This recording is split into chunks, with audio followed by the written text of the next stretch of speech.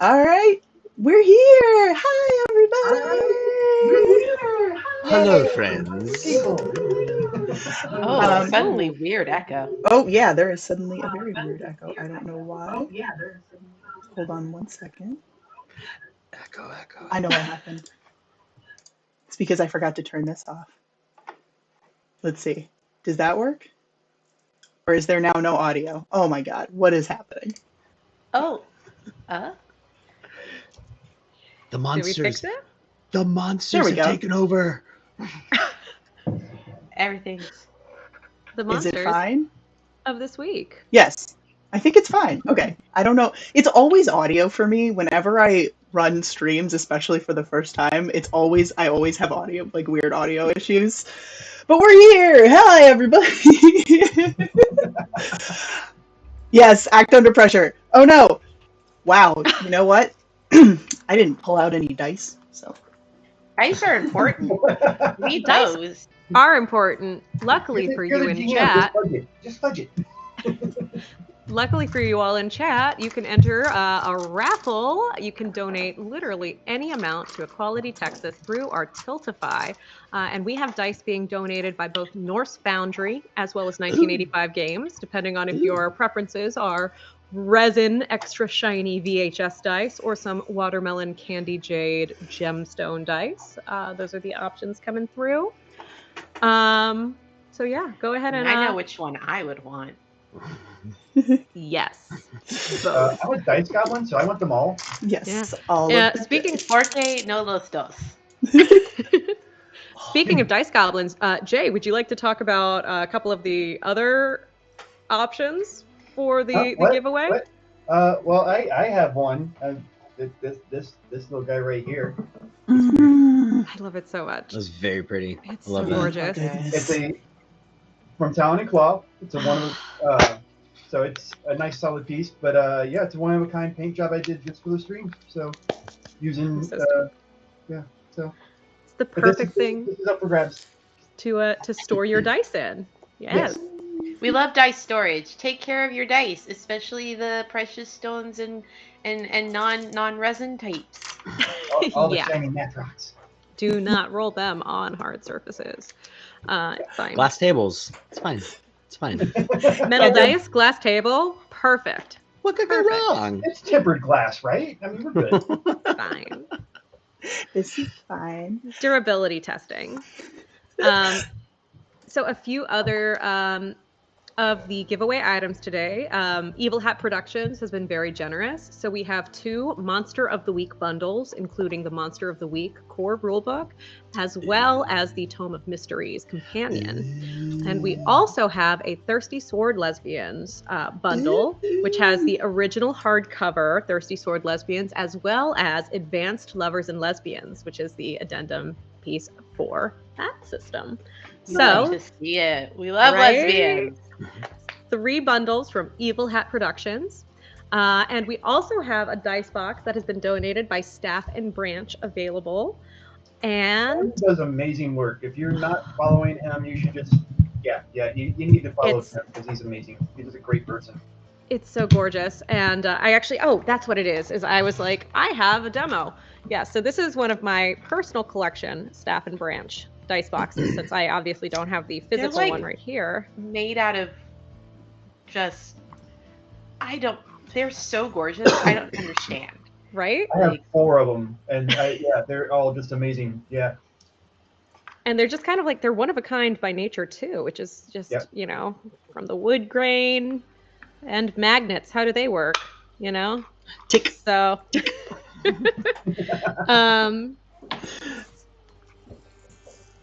I lost my train of thought because I got distracted by dice, and that's on brand, right? That's not a bad thing.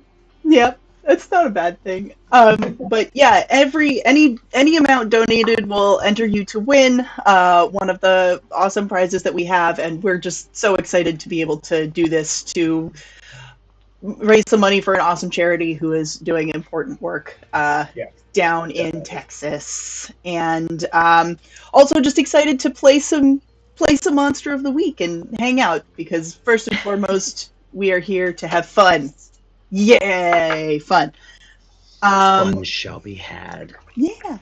So, first things first, let's go around and just introduce our cast. If you guys want to introduce yourself first and then give a quick rundown of who you'll be playing today, uh, we can go ahead and start with Adam. Me. He Hello, is right next to me. friends. Hello. Which side am I? That way. The other way. Hello, friends. I'm Adam Kahn. Yeah, did see me playing over at the Det Network and over at Norse Foundry. I'm super excited to get to play with this awesome group of fantastic people over on Ladies of D&D. I'm going to be bringing to you today Reggie Oberson Jr. He's a monstrous, not sort of monstrous guy, and he's a little naked right now, but that's fine. We'll get into why. Only a little bit. That's fine. It's good times. Good times. He's very big into Greek mythology, and has a really good cut of facial hair as well too. I'm just the exact opposite of one of our other partners in crime. He actually took the rest of it and glued it to his chin. So that's me. Hello. Thank you. Cute. All right, Allie.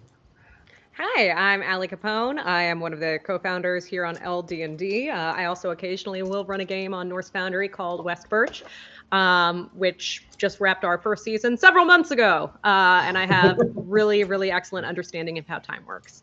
I also do play regularly over on the Eric Frankhouse Presents channel. So you can also catch me over there. We are about to head back into season 3 of Athontia, which is Eric's Victorian soul punk horror PF2 setting. It's really cool. I am excited to play the widow Lillian Foxglove with her anaconda familiar Bartleby as they realize, oh shit, we never actually existed, and should be interesting. Thanks Eric for that curveball. Should be fun. So I'll be playing Blair West. So I am the assistant to Mr. Oberson. And I guess, yes, assistant is what we go by. You can tell she might be a little bit bitter about that term, but everything's fine. It's fine. I do have a master's in folklore and in Greek studies, and my parents keep telling me it was a useless degree, and I know better, but hands are kind of tied there, so it's fine. Everything's great. All right, Aki. Hi, everybody. I am Aki, and you can usually catch me doing various shows all over Twitch. I was really fortunate to be invited to be a part of West Birch Stories last year. Like, the fact that it was last year and so much time has passed since then, and I'm just like, what? But I'm really looking forward to a hopeful season 2 for West Birch. I need that in my life. And then of course, I do some things with Saving Throw Show, and Scabby Rooster, and the Cookout TTRPG. So if you're interested, definitely check out my socials for all of that. Today I'm playing Mel Simpson. I can't talk too much about who they are, but they are, sort of a 17-year-old prodigy. Kind of, they're local to this area. They've lived here all their life. And that's more or less all I can really say about them at the moment. And Jay. Oh, hi. Hey. Yeah, I'm playing John Smith, and yeah, that's definitely a made-up name. But I'm just a little teenage kid working at the local diner in the back, taking care of dishes and doing cool stuff like that. But I have secrets that I don't talk to people about. But yeah, so yeah, we probably go to the same high school, and Oh, I'm not from the area though. I recently kind of moved here to get a new start. Yeah, that's it. We still probably go to the same high school.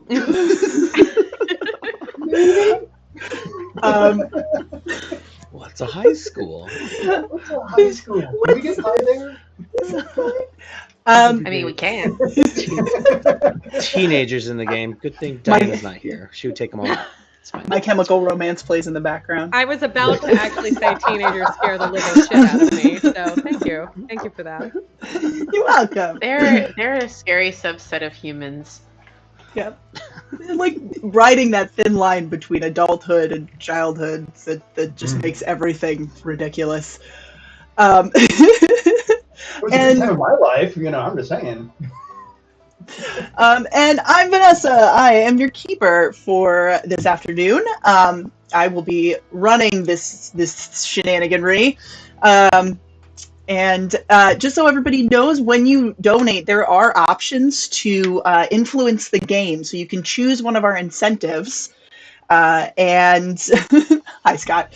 And, maybe change a little bit of the outcome. We do actually already have a hold one for John. So on your next roll where you get a hold, you can have one additional question that you can ask. So with that being said, let's go ahead and set the scene. So you find yourselves in Utah, kind of the middle of nowhere, a small desert community. Am I allowed to say that? I don't know if it's copyrighted or not. So this is a small desert town in Utah where, the skyline just stretches on for miles, broken by the occasional cactus and brush plateaus that you see off in the distance. There's not a lot going on in this town. It's got one stoplight. People, pretty much everybody knows each other, which makes it even weirder that there are a handful of new people that have suddenly appeared in town. We open at the local diner where John finds himself behind the counter, just sort of doing his everyday work. We find Mel hanging out at one of the tables. Maybe they shouldn't be there, but maybe They school, are but it's doing fine. homework. Yes. This is a great Definitely. place for homework. What's the quotations for? What do you mean you're doing homework? Huh? There is homework. There's clearly homework on the table. Whether or not they're actually doing it is a different Back off, story. Ed. And then we do find Blair and Reginald sitting at a separate table discussing things. So as our scene opens, you all find yourselves in the diner for various reasons. There's a handful of people around. It's probably like late afternoon, so there's not that many people here at the moment. Most of them are probably still at work or in school. But before we get into everything, what do you think that you guys are doing as you sit here in the diner? We can start with Mel doing their homework.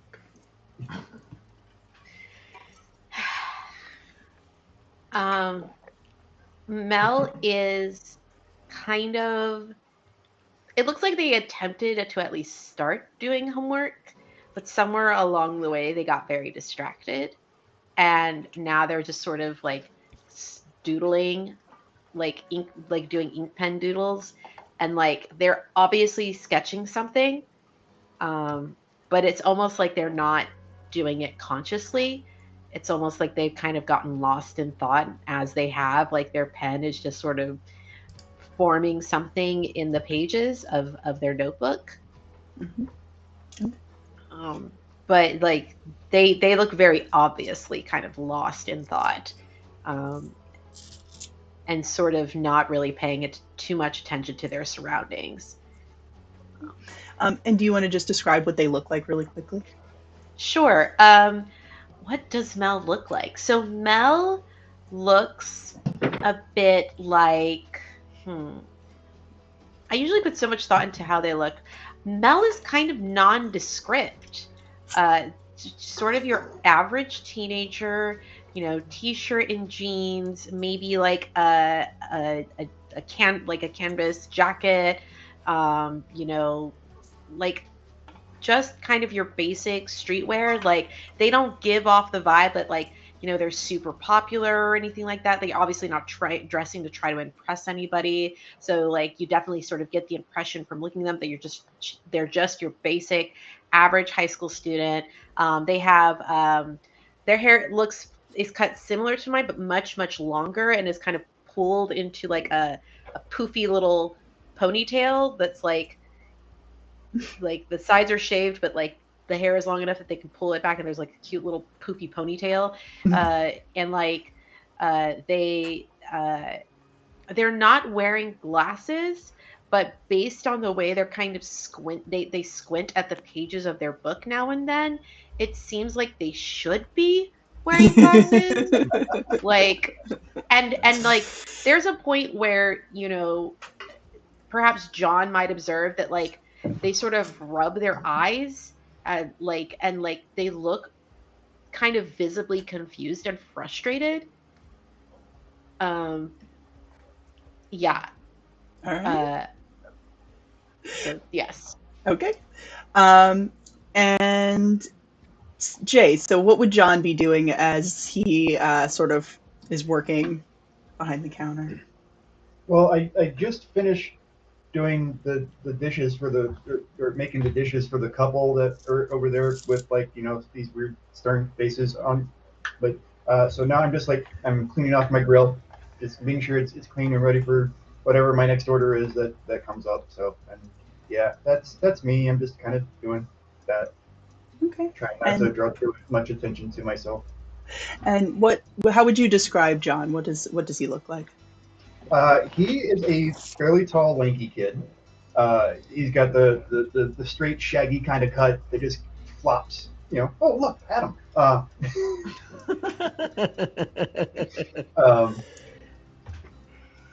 Yeah, you know what? I like that. If Adam was like a foot taller, that'd be kind of my guy. I'm of average height male. Excuse Like the shirt, like he has this very geeky vibe about him. He's definitely. I mean, he's always wearing some kind of geeky shirt, whether it's comic or Star Wars or whatever. And you'll see like little adornments like pins here and there that are geek related. So that's kind of like his little safe place basically. All right. And Blair and Reginald, as you sit at your table, what are you guys doing? I feel like we probably have a good amount of like papers and maps kind of like sprawled out, but are also like eating kind of like off to the side. And, Blair's probably like sitting there and then going like, I told you though, for being several hundreds of miles from the nearest coconut, it's a pretty decent coconut cream pie. Don't know how they do it, but tastes like home. Yeah. No, it's pretty tasty and everything. But I mean, it's not bad. Their pancakes are a little dry, but I think they could probably work it out as well too. That's fine. That's fine. Yep. Well, everything's a little bit dry here. It is Utah. I mean, this is the best place we could have come. Especially after what happened in Salt Lake. Yeah. But and he looks around and be like, we won't. Sorry. I don't mean to keep bringing that up. As well too. It's not like I meant to like knock down the brontosaurus statue, of bones and all or anything. That was totally by accident. It is Reginald, and she kind of like looks around like she's maybe talking a little bit louder than she normally would in a conversation, just slightly. And she's like, Reginald, it was not your fault that the zoo thought it would be a good exhibit to do a crossover exhibit with the Museum of Natural Science. You can't control what those wild animals do. You weren't one of the handlers. You're fine. Yeah, fine. No, I'd agree with that. Thank you. And John's just kind of sitting there. He's got like his head in his hands. He's actually wearing like a like a giant a coat right now, but his shoulders like seem like really big, like there's something underneath it. So I tried to do it earlier too, but like he looks really weird, but they're sitting in a booth where his back is up against the wall, so it doesn't stand out as much. But he's got like it's ripped underneath, and he's like trying to hide his legs. He's wearing no pants, no shoes right now, but he looks like he just showered as well, but just dark circles under his eyes and just like drinking coffee. I guess Blair, who is guessing no shoes, no shirt, no service is not a problem at this diner. I didn't notice, so and it's under the table now, so keep it there. I think Blair grew up in this area too, so she probably like has some ties to people and can vouch. She looks very exhausted. Dark circles under her eyes. Her hair is still kind of like it looks like she keeps it short for easy maintenance. She's wearing, some like Blundstone, like outdoorsy boots, but like a nice like button down that seems to be appropriate for like a desert environment. And she looks very, again, just kind of like plain librarian chic. Like if a librarian liked hiking like a lot, is kind of the vibe she gives off. But if you look a little bit closer, you'd notice that, amongst her like bangles, she has like some stone bracelets in there.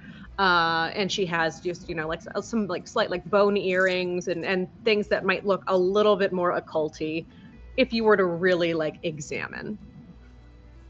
All right.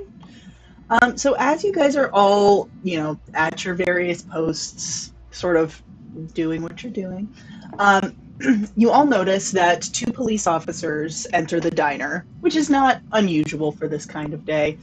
And they come up and they sit down at the counter, sort of wave to the waitress and place an order. There's another couple who are sitting further down at the counter. There's a family with a young boy who's kind of being a little louder and running around. His parents aren't really paying that much attention to him, but the officers get their food, and John, you can definitely overhear them. They're sort of chatting with each other, and they all of a sudden they start sort of speaking in more hushed tones, which probably draws your attention a little bit. And all of you can see them, and all of you can probably hear that they're starting to speak in like softer tones. But probably for the moment, I would say John is the only one who can actually hear what they're saying. If you guys want to try to get a little closer, that is up to you.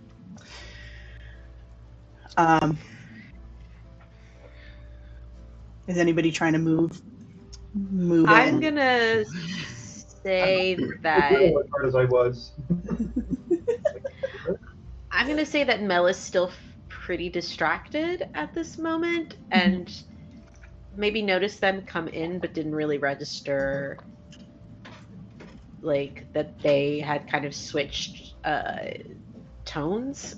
Sure. Mm-hmm. All right. Yeah. Reginald with his back, like in the back booth and everything, sees them kind of come in. He's like, "Oh no, don't look up." And he kind of like tries to shrink himself a little bit more into the corner, but it's still really hard because his shoulder. It seems very unnatural that his shoulders are just like so large. So he just kind of sits there and tries to like cover up the fact that he's not wearing pants or anything, just trying to hide himself in the corner as best that he can. And like but behind Blair a little bit as well, and just put a cup of coffee in front of his face. All right. So John, you hear them start to sort of whisper, and you definitely pick up that they're talking about what has recently happened with the old graveyard. The woman turns to her partner and says, it just doesn't make any sense. Why would somebody go and ransack a graveyard that nobody's been buried in for, like 100 years? Listen, I don't know, and we don't have any leads. It doesn't make any sense. But we're doing everything that we can. And now, Mr. I had this written down and now I completely lost it. And I was going to say Mr. Smith, and I realized that that is your character and not the person that I was going to say. Well, that would definitely put me out the back door of the diner. Yeah, I know. Sorry, Mr. Gold has gone missing, and it's such a bizarre string of things to happen. I mean, nothing exciting ever happens here. It's mostly just speeding tickets and people in the drunk tank. I don't know what to do. I don't know if we have the capacity to solve this kind of crime. And the male police officer kind of pats her hand and takes a sip of the coffee and just, well, we're just gonna have to do our best. And they go back to eating. I would say sometime during this exchange, Blair would, first of all, see that Reginald is a little bit uncomfortable with the situation, kind of will roll her eyes and get up to go to the restroom area and is going to act like she's standing waiting for the restroom to kind of just scope out the situation and, see maybe what they might be trying to cover up or what's just how attentive they are to their surroundings. Sure. So they do not appear to really be paying attention to you at all. But if you would like, you can roll investigate a miss. Wow, my brain literally short circuited. Did you hear that? That was hilarious. Sorry, you can roll to investigate a mystery to try to see if you can hear what they're saying, and then also sort of like get information. Awesome. So for that, that's going to be a roll plus sharp. Is that correct? Yes. Yep. Investigate a mystery or read a bad situation. All right. I'm going to go ahead and use my Norse Wondrous and see if this wants to do anything decent. No, of course it didn't. That's going to be 4. 4? Okay. Yeah. So you are definitely having trouble hearing what they're saying. Wait, you it's might... a 2d6 system. Yeah, it we is a rolled 2d6 system. Yes. I was just about to ask, did you roll 2d6? Make that a 7. 7. Okay, a little That's bit better. better. So what you can do is you can ask a question about what they're doing and how best to go about getting information if you would like. So you have a couple of questions that you can ask that are on the sheet there. So you can ask a sort of what happened here, what sort of creature, what can it do, what can it hurt, where did it go, what was it going to do, and what is being concealed here are the questions that you have access to. Okay. So whichever one you think applies to the situation best and will get you the most information. What is being concealed here? What is being concealed here? Okay. So you can definitely hear a little bit of what they're saying, and you're getting the impression that they are A, out of their depth, and B, they're trying not to let on that it's not just that the graveyard was ransacked. There's definitely more going on, and there's more than what they've basically than what you've heard, because you guys have heard about the graveyard. It was pretty big. It was a pretty big deal in town, but it seems like that's not the only thing that's happening. Okay, interesting. Got it. All right. So after a couple of minutes, or a couple more minutes, they sit there for probably a good, 20, 30 minutes to have some coffee, have like a slice of pie or something. And then all of you hear, because it's very loud, the radio on the woman's shoulder blare out like, need assistance over on Cherry Street. Over. The lady just kind of like, all right, we're right by there. We'll go ahead and head over there. Kind of looks around, turns the volume on the radio down, and they exit the diner. I think it's at this point, that Mel snaps to and takes a look at what they've drawn in their notebook and kind of looks around really fast and like slaps their notebook shut. All right. It doesn't look like anybody has necessarily seen what they've what they've drawn in there. But yeah. And then I think that's when their eyes settle on Reggie. Looking with the coffee cup, and it's just like, oh. We have been blessed with the most chubby-cheeked baby. Oh my goodness! Look at those cheeks and that smile. Oh my god! I didn't realize. I was looking at the camera. I didn't see the baby at first, and I'm like, is that what she's saying to me right now? Is that what they're saying? Oh my god, Abby, you killed me. Look at So them. cute. Oh my goodness. Oh my goodness. Hi, baby. Oh, I can't. I'm so sorry, y'all. I got very distracted by this sweet That's fine. baby. Oh my god, that was so funny. That was, if nobody clipped that, I mean, that should have been I have need two that to be able to weaknesses post on my on Twitter stream: later. people's pets and sweet little babies. that was so great though. Oh, it's breakfast time. Oh my goodness. It's very cute. Oh, Yeah, she's just All right. she just woke up, so she'll be good soon. Yeah, so you see Reginald kind of sitting in the corner, doing his best to sort of make himself small and pretty much failing. Yeah, it's very difficult because his back just seems like just really big, and he's not a big guy either. He's like maybe 5'5", not very muscular or anything, but that it makes him really seem out of place. He's hiding something behind his back for sure. You guys aren't from around here. No, just passing through. Yep. What happened to your pants, sir? Blair? And Blair is going to kind of like beeline back over and goes, "Oh, you made a friend, didn't you, Reginald?" Oh no! Technically, she was. You didn't tell me that I left the office without pants today. I was just so ready for our trip. Yeah. No, my apologies. Family diner and everything. I've forgotten things pretty often. Leaving the house without pants is not high up on that list. Are you okay? Or do you need help?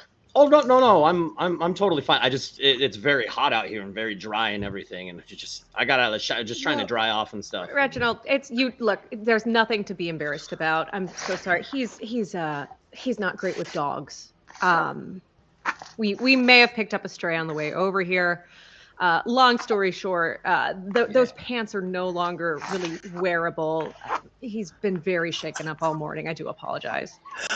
Okay, Are you trying to tell me you were attacked by a dog? Not attacked, just dog decided to make a toy out of pants. Chew toy, tug of war. It's a thing. And I'm allergic to dog hair.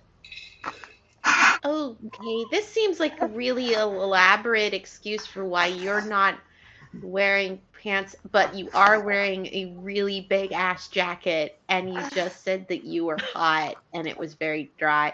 I'm not buying any of this. Like, I know I may look like a kid, but I'm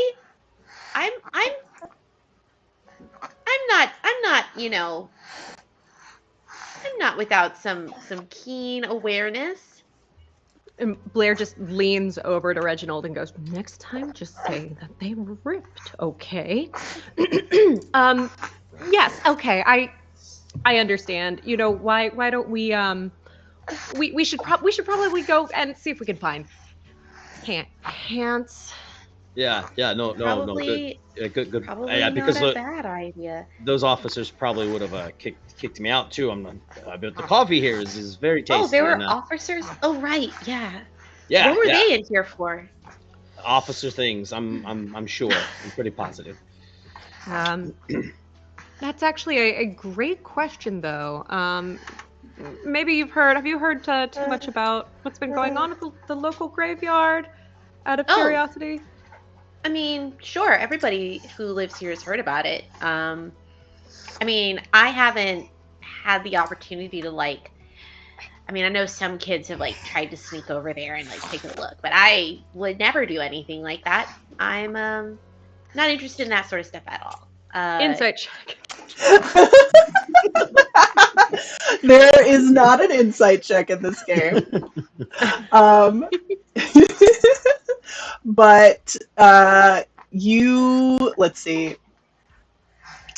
You could probably infer that Did they drop any hot goss though while they were in here? I wasn't paying any attention. Well, I thought you said you weren't interested in that sort of thing. I'm not. But it's always kind of funny to see what sort of, weird gaffes the cops will make talking about things they shouldn't be talking about in public. Fair. I mean, honestly, they did seem like they were kind of keeping something off the radar, which is impressive for them being, that cognizant of their surroundings. That's a big plus. I don't know. Have you heard anything about a Gold? Gold? Somebody named Gold? Would I recall a name? You like would that? definitely know of the family. They're, it's a small town, and they're just, they have a 7-year-old daughter and a 10-year-old son, and the parents live not far from where you are right now. So you would know of them, but you wouldn't be like super familiar. I've never met them. Like, I know who they are, and I've seen their kids around, but like we're not in the same age range, so I don't really have like a lot of exposure to them. I mean, I do know where the graveyard is, though. If like you're interested in looking into it more, I mean, since you seem curious and you're not from around here, I could show you where some things are. I mean, if we're going to be staying in here in this town for a little while, and she looks over at Reginald, I mean, it couldn't hurt to kind of scout out the local mysteries. I mean, we don't have a lot of them in this town, and any mystery we do have usually gets taken care of pretty quickly. But this one seems to sort of gotten away from the cops a little bit. I mean, it's kind of weird. Somebody like stealing all the bones from a graveyard. Mm-hmm. Why do you think they do something like that? I mean, and she kind of like reaches up to touch like her earrings a little bit and goes, I mean, no one can really say for sure. I will say human bones is a bit of a different story than my area of expertise, but and she kind of drifts off and looks at the empty plates and goes, Reg, I'm gonna go pay the tab. I'll be right back. And she's gonna head up to the counter and try to. Okay. I think at this point that Mel is gonna stand up, like gather up all of their books and shove them in their backpack and move over to the table where Reggie is sitting and just kind of slide in the booth across from him. Uh-huh. And just kind of give him a very critical, you know how teens look at things, just real critical sort of, something's off about you kind of look. Yeah, hi. You were just talking about somebody stealing bones. Welcome to the table. Bone thieves. I didn't expect that to happen in a little one-light town. They shove their hand across the table. My name's Mel. Nice to meet you, Mel. Reginald Oberson Jr. That's that. My dad is senior, but Junior. Figured. That's usually how that works. Yeah, you're a smart kid. That's good. That's good. Sorry. I'm a little jumpy, right? I haven't slept very good in the past couple days, and black circles under my eyes and everything. And he just keeps like looking over his shoulder, like, where is Blair? What? This kid sat down here with me. What's going on? All right, Blair. What are you doing? Heading up to the counter. So I'm gonna try to pay the check and just kind of like look around, and I'm assuming that I would see John up there. Yes, who is probably trying his best to not be seen, but is probably making himself look a little more suspicious in the process.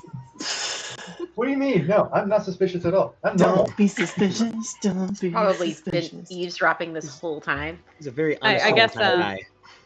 And is he the only one behind the counter, or is somebody else there? Well, At this moment, probably. So there's right now it's probably just John who is, doing most of the cooking and cleaning, and then there's also a waitress, but she is out and about waiting tables and cleaning things out in the dining area. So Blair is in a little bit of a rush, so she's going to try to wave John over and go, excuse me. And she's just like, oh man, these kids are growing up. They don't recognize any of I'm them. trying not to pay attention to her. I'm trying not to pay attention to her. So she'll call out, excuse me. Yeah. Just trying to pay the tab. I'm sorry. We've got a little bit of a time crunch going on. He's like looking around for Alice. Like, where's Alice? Alice is missing. I was Jail for wondering. I was 1,000 years. Punishment. Yeah. I can. If you're paying cash, I can take care of it. I just don't know how to use the card machine. Yeah, no, cash is perfect. And as she's reaching out her wallet, she looks up and she's kind of, looking at him and going, you were around when the officers were coming through, weren't you? Yeah. Do they come through here often? They always come in once a day to get pie and coffee. I mean, that makes sense. That's sweet. That's very sweet. Okay, cool. I was just curious. They seemed a little shaken. Are they always that out of it? I haven't been here in a few years, so. No, that's not normal. Interesting. Very Yeah. interesting. Yeah. Have you heard them talk about that gold before? That's not like the golds, right? I don't know. I'm kind of new to town and I really don't socialize much. New to town. Newish. Not a lot of people choose this as their new location. You got family out here? No, and that's part of why I'm here, because I just I needed a new start. So. I get that. That's why I left here. So. So why did you come back? And she just kind of like looks over at Reginald and goes, sometimes I guess you can get homesick. Home. An interesting friend you have there. Oh, he's good people. Oh, or the kid? Do you know? Oh no, not Mel. I know Mel. I'm familiar with Mel.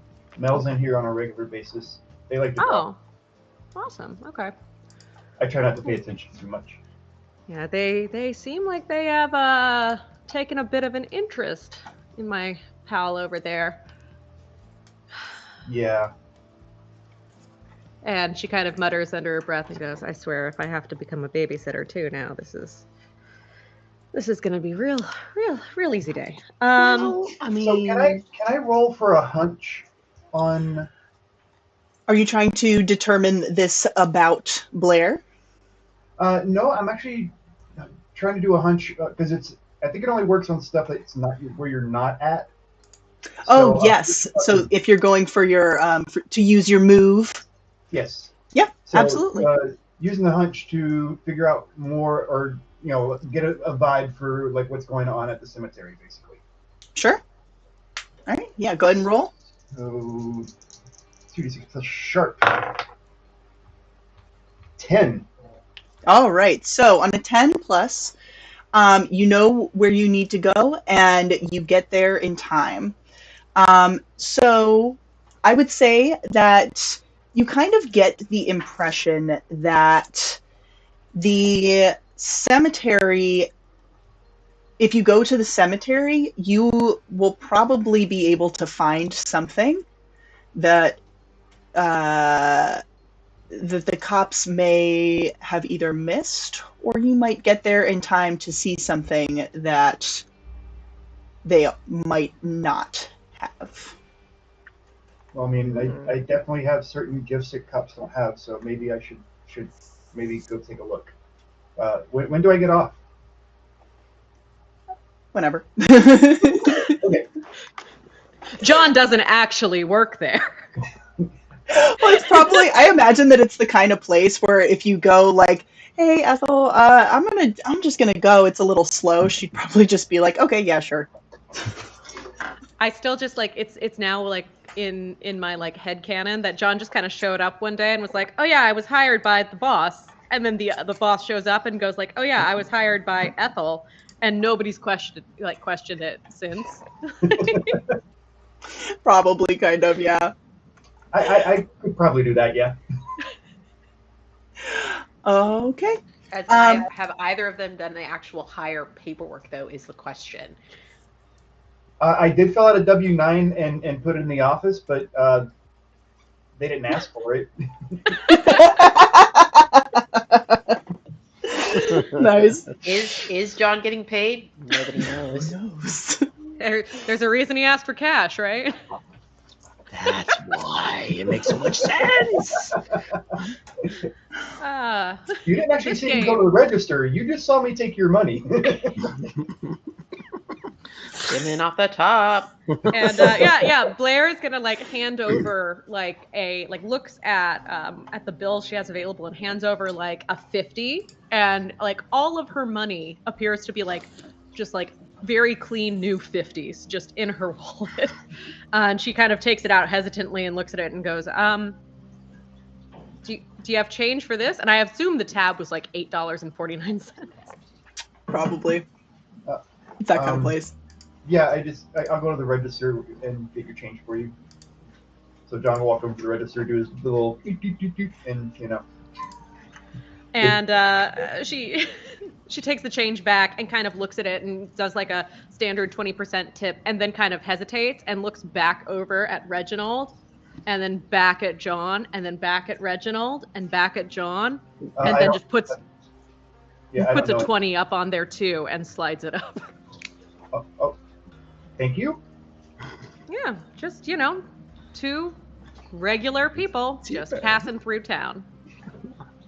Well, you're regular-ish, but nothing. And he ducks his head down and goes back to the grill. All right. Blair, you heading back over to the table? Yeah. All right.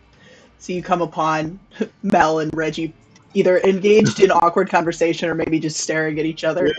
No, I mean, yeah, I feel like she would come over and hear Reginald talking to because now he's like livened up just a little bit. Because he brings up be like, oh no, we study Greek mythology and everything. And I don't know if you've ever heard of the poet and scholar Robert Graves. Yes, no. I mean, probably a little young to. So Robert Graves always talked about myth and having like two main functions. And the first answer is sort of an awkward question that children ask. A lot. I mean, I know you're not a child; you're more like a young adult right now and everything. But they always say, who made the world? How will it end? Who was the first man? Where do souls go after death? And like Blair's walking in on this, and this is something that he talks about all the time. Like he always quotes this scholar and this poet. So just like bringing everybody up to speed with like Greek mythology and myths and everything else. And the second function of myth is to justify an existing social system and account of traditional rights and customs. So that's the sort of stuff that we sit there and we talk about and everything. I don't know if you're really big into Greek mythology or anything, but Reg. Yes. So I've had too much coffee. This is like my 5th cup so far. Sorry, haven't slept. Yeah. Yes, Blair. Thank you. Blair's a great assistant. I appreciate you. I think, and Blair takes her hand and kind of puts it on Reginald's shoulder and kind of gives a little pat and goes, "Okay, I think that's our cue to take a little road trip." And she looks at Reginald and then over at Mel and just goes, "We're not shaking you, are we?" No, not at all. Okay.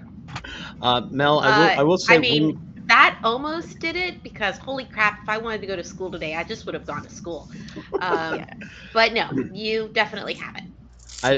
I will say, Mel, when Blair puts her hand on my shoulder, they hear like almost like this thud because Mel kind of hits this giant lump on my back, and you just kind of hear this kink, kink.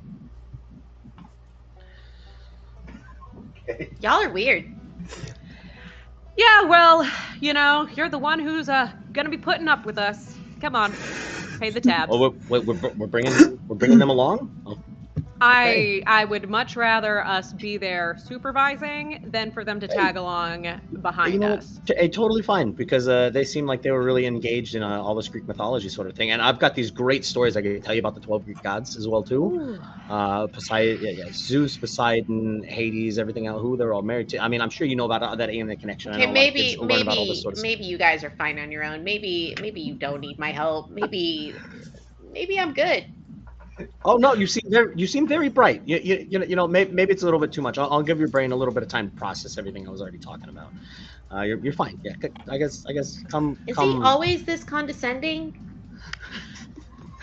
Condescending is an interesting term. I like to say, absent-minded professor? Huh. Without being a professor. There you go. Yeah. I- No, she's right on. She's right on. I'm sorry. I didn't mean to. So you're not a professor, and yet you're still giving them a lecture. Tell me how that works. I mean, I was a teacher. I could have been I could be a professor. I had like one class I had to finish. That's all. All right. Well, if you guys want to know where the graveyard is, follow me. Sounds good. All right. Also, Yeah. if you're gonna be nosy and eavesdrop in our conversations, you might as well come too. Wait. Okay. Wait. Okay. Wait. Who's this? Who's this? Is this your friend? Do you Reg. know each other? Look, okay, this is your new class. Oh, you're picking up students for me. Oh, so I can impart some of my Apparently. knowledge before we leave this town. Okay, perfect. Better for him to come with us than, try and look into it by himself and get himself killed or something like that. He's gonna be nosy, might as well be useful. That sounds right. Yeah. Okay. I mean, I've already. No, never mind. I'm not going to talk about it. I don't want to talk about it. I'm not going to talk about it. But yeah. But I'll go with you if you want me to. I mean, I might be helpful. I don't know. Just hurry up. And Blair will lean down to Reginald and be like, look, if they're with us, then at least they won't go talking about your sketch behavior to anybody else, at least for a few more hours, and we can figure some stuff out. Is it because I forgot pants again? It is exactly because we're keeping them in the car now. It's Okay. definitely Okay. because you forgot pants. Yeah. All right, so we're gonna. And as Reginald goes to stand up too, there's actually like leaning up against the booth next to him seems like this giant walking staff, almost like the size of a small tree, that he just kind of reaches out, and there's been like a piece cut out of it. It looks like it's made out of wood, but every time it hits the ground, it sounds like it's metallic. But he goes to like stand up, and like he seems like he's having a hard time just because of this growth or whatever it is on his back. It seems like it's holding him down. So he gets up with it, and he's just like, okay, here we go. Okay, Gandalf, let's go. Gandalf? No, I'm not a wizard. Not a wizard. Although I do respect Gandalf. There were some Greek gods that people actually thought that could have been wizards. They started, talking about magics and everything. And he's just like, he just goes and he walks out the front door as they're like waiting behind. And he's just talking like he thinks that everybody's like already like right behind him as he's walking out. And he's barefoot too. No pants and barefoot. Blair has like a Carhartt fanny pack that she unzips and takes out some Advil and just dry, swallows like 4 of them. Been there. All right.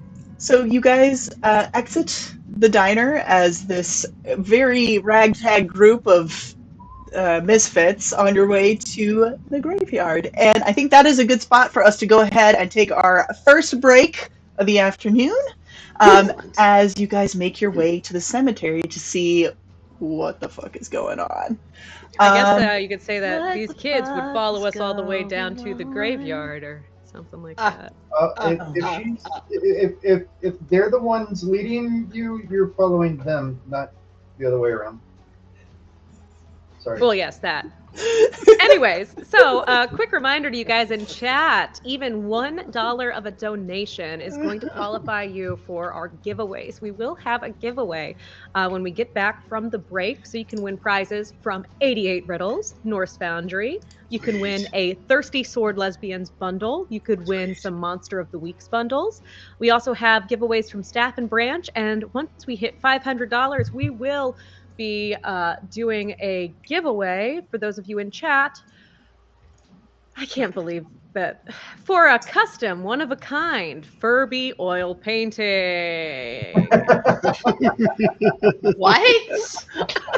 Yeah. Excuse me? If we- So I do oil paintings and the subjects are Furbies because it's hilarious. So I'm going to do a custom commission of a It's Furby not painting. hilarious. It's creepy. It's lovely. These So little You lights are follow you creating around. cursed objects.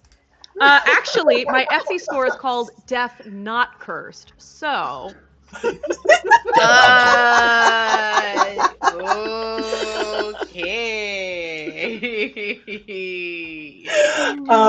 Yep. So head over. The Tiltify link should be down below. But if not, I believe it was recently in chat. Oh. So any amount, again, any amount entered, any amount donated enters you to win, and there are different incentives that we have that you guys can get to influence the game a little bit if you so choose. So yeah, we will be back 7 minutes, and we'll figure out what happens when we get to the graveyard. Spooky. No, I'm the spooky.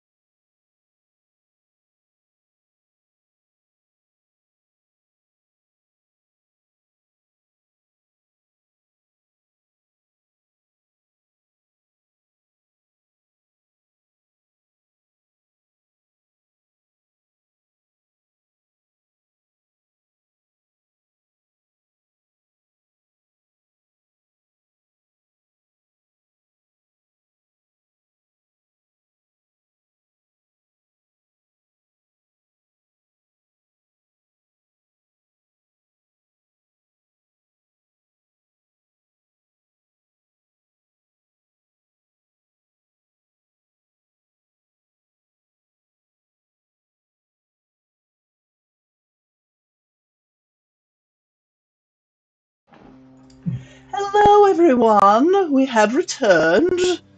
Um, we are back to see what happens when this party of definitely not suspicious people go to a recently vandalized graveyard in a small town. But before we do that, we're gonna give away some cool stuff.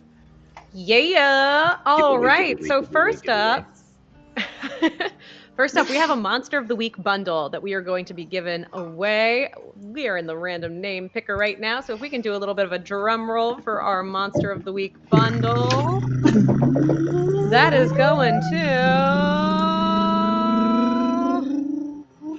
Where'd it go? Where's my answer? I Are can you go gonna any make me higher. start over? Hold on. Fine. Too mad.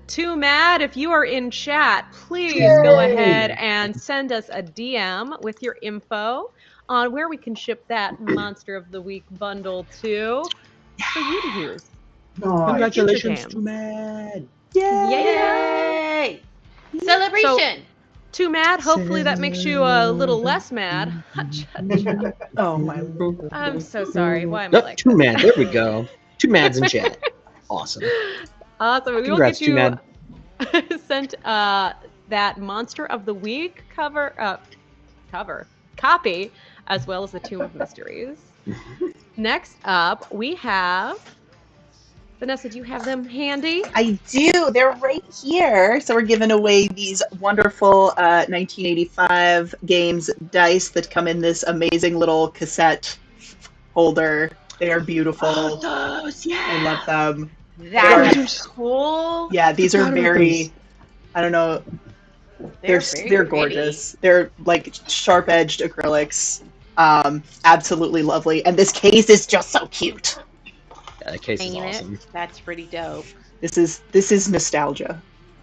We had a bunch of Awesome. these. And I was just logging some winner information. If we can get another drum roll for the winner of a set of VHS dice, it is Moxie Blue.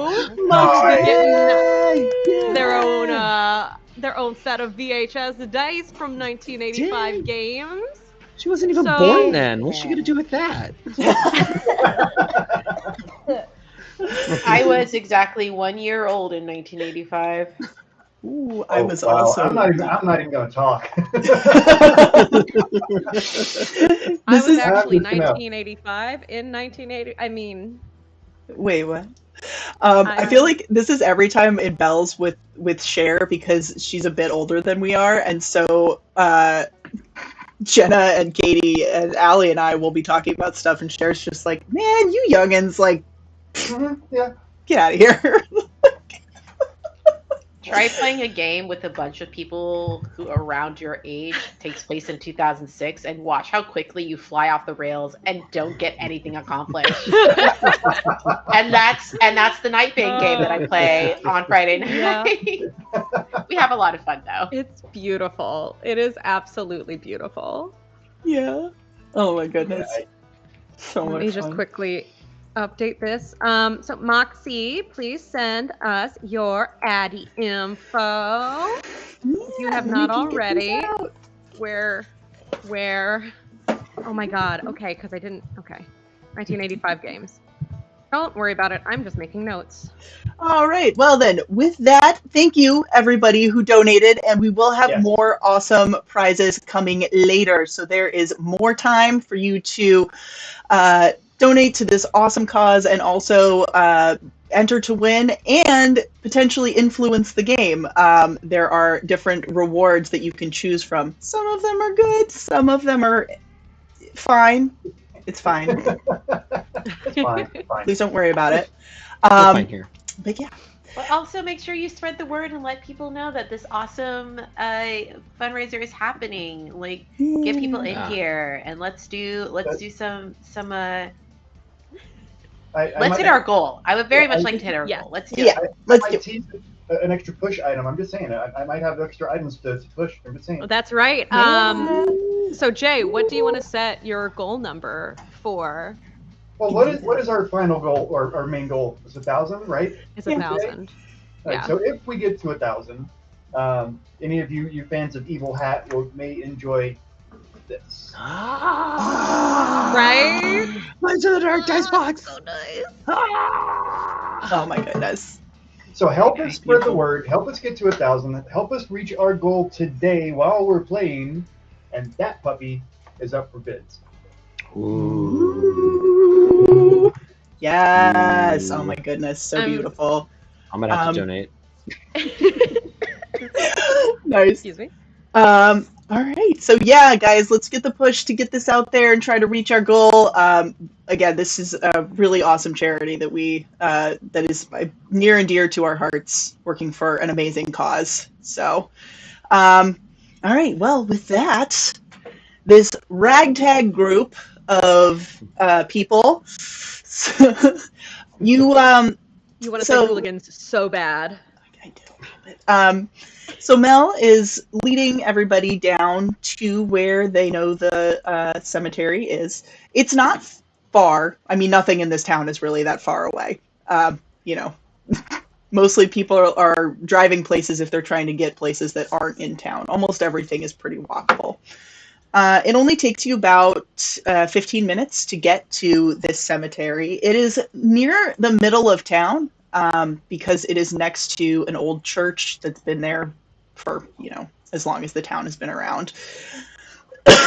Which is part of why it was so clear that the graveyard had been ransacked. It's like right there.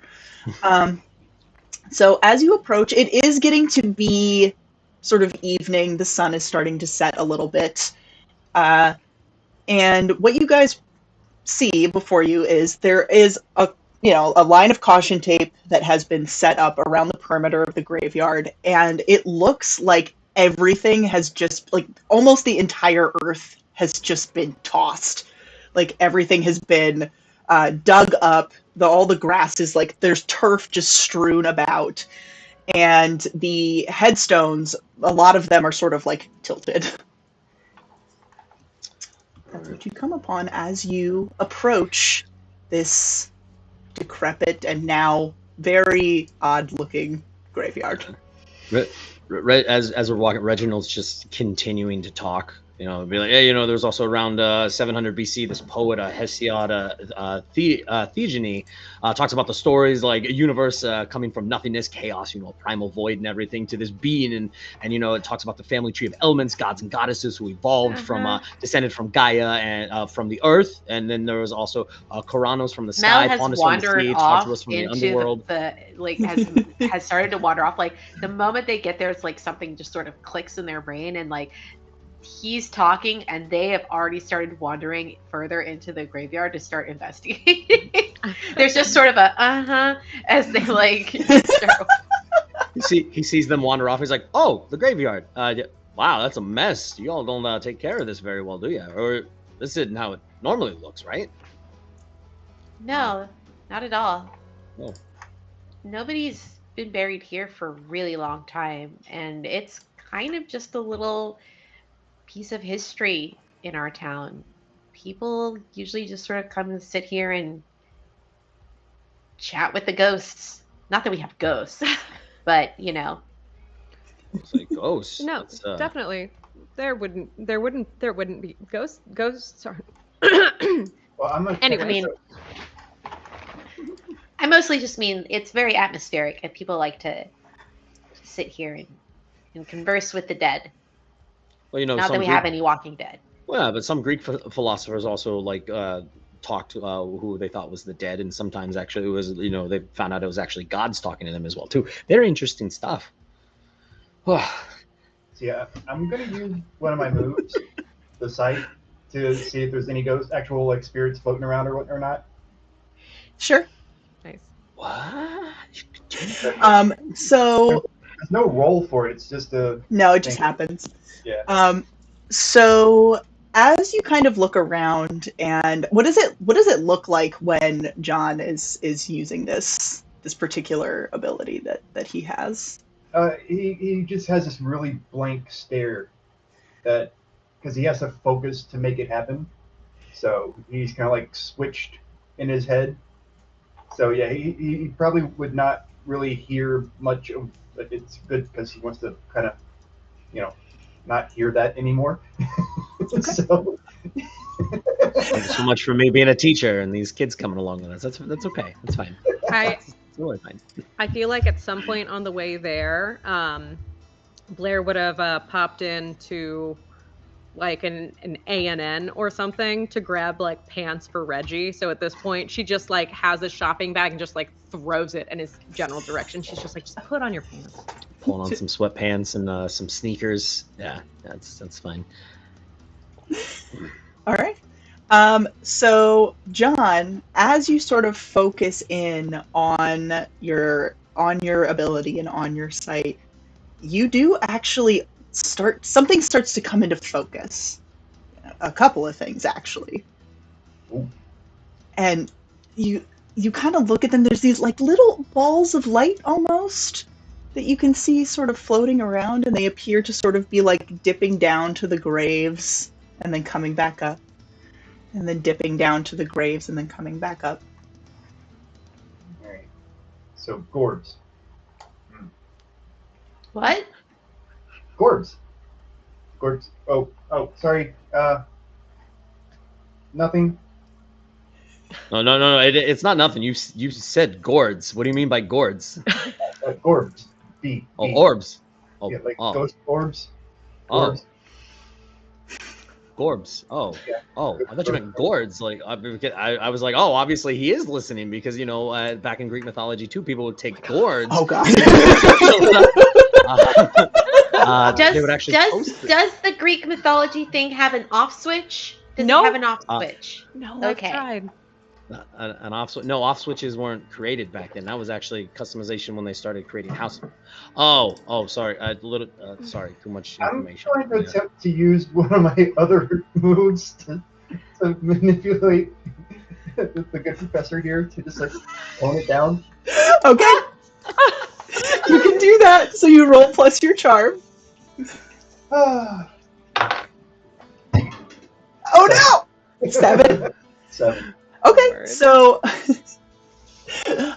so when you use this on another hunter, it's a little different, but I think we're gonna go ahead and go with the regular one because we're not gonna be marking any experience, and that's sort of what it does. So on a 7 to 9, they'll do it, but only if you do something for them right now to show that you mean it. So you need to basically do something for them in order for them to do what you've asked. We can talk later. I'll listen later, but we need to focus on this now. Oh, no, you're absolutely right. Yeah, thank you. What was your? It was John, right? Yes. Okay, all right. You do your thing with your gorbs on no more Greek mythology for what 5 minutes. I'm totally kidding. We can wait. That's okay. Go ahead. All right. And Mel, you said that you were investigating the graves. Yes, I would like to use the investigative mystery move. Yes, go ahead and roll for that.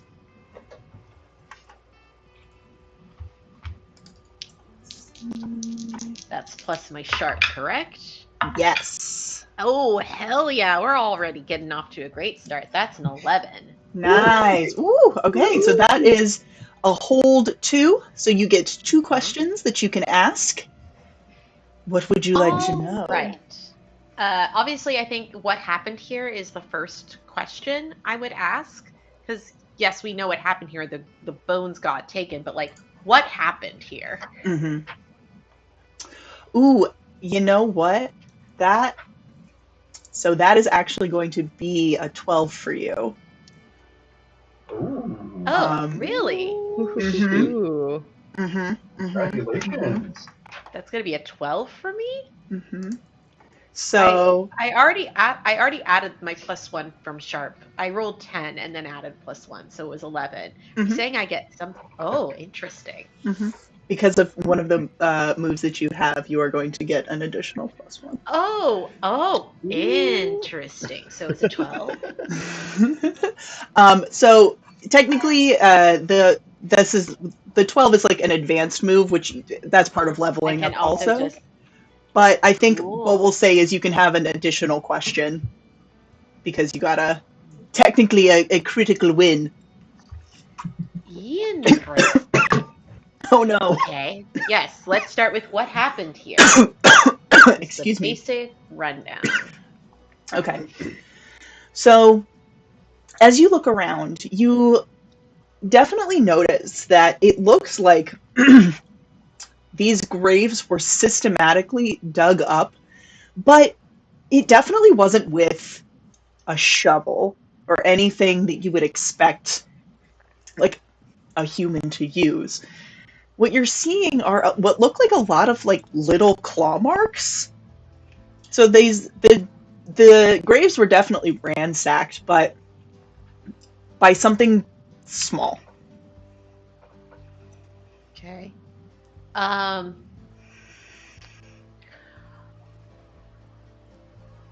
Does it appear to be multiple small someones, or does it look like, do all of the claw depressions look more or less uniform? Like it may have just been one. It looks like there are probably several. Okay. Would you say 3? And are there any signs of trench coats?